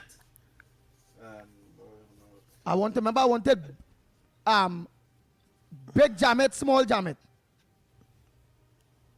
Yeah, I want the 2 Jamet. Somebody tell us 34. So we know 16 is a Jamet. And what is the next Jamet? I don't know. All you play with people. Or 34 is a Jamet too? A big Jamet? That's the big Jamet? So the 16 is what Jamet? That is the small one? Small one. All right. And where's the big one? What Rowley display? Where the PNM display for? That is the biggest Jamet that have in this country. The PNM party. What the PNM display for? Boy, big boy, big snake boy. 34, 35. Good morning, gentlemen. Morning. The Jamet is 31. 31 is big Jamet? That woman will get banned. You know that woman will get banned with one set of cat? Yeah, there's a sheep for that. 31. All right. So 16 and 31 then. All is 16 and 31. Here it is. We will close off one time. Oh boy. Yeah. So Trinidad and Tobago, don't forget tonight Corridor Transformation with yours truly, Lennox Smith and Dr. C.O.P. After God family comes first, be safe on the nation's very wet road. Well, I hope it's sunning today. Somebody say Big Jamet is 24 too, eh? Right. So Trinidad and Tobago, until tomorrow morning, please go on behalf of the ground report Andy, team. what's your numbers? Your numbers is what? 16 and 31. But they said 34. They said 34 is Big Jamet. But Anderson Wilson say 31 is Big Jamet. So I don't know. Unless the people in the Beatum had different grades of Jamet, and their high grade Jamet is. You choose one. No, well, the people in the Beatum and Anderson and them know the highest grade of Jamet. And Anderson So say take 31. then. Yeah, well, he gonna. And because remember, he nephew is a real Jamet. So he gonna know. It's the highest grade of Jamet, yes. His nephew Karim Marcel is a high grade Jamet, 31. So I know in the ghetto that has referred to certain. Let's go. We have one subject left. certain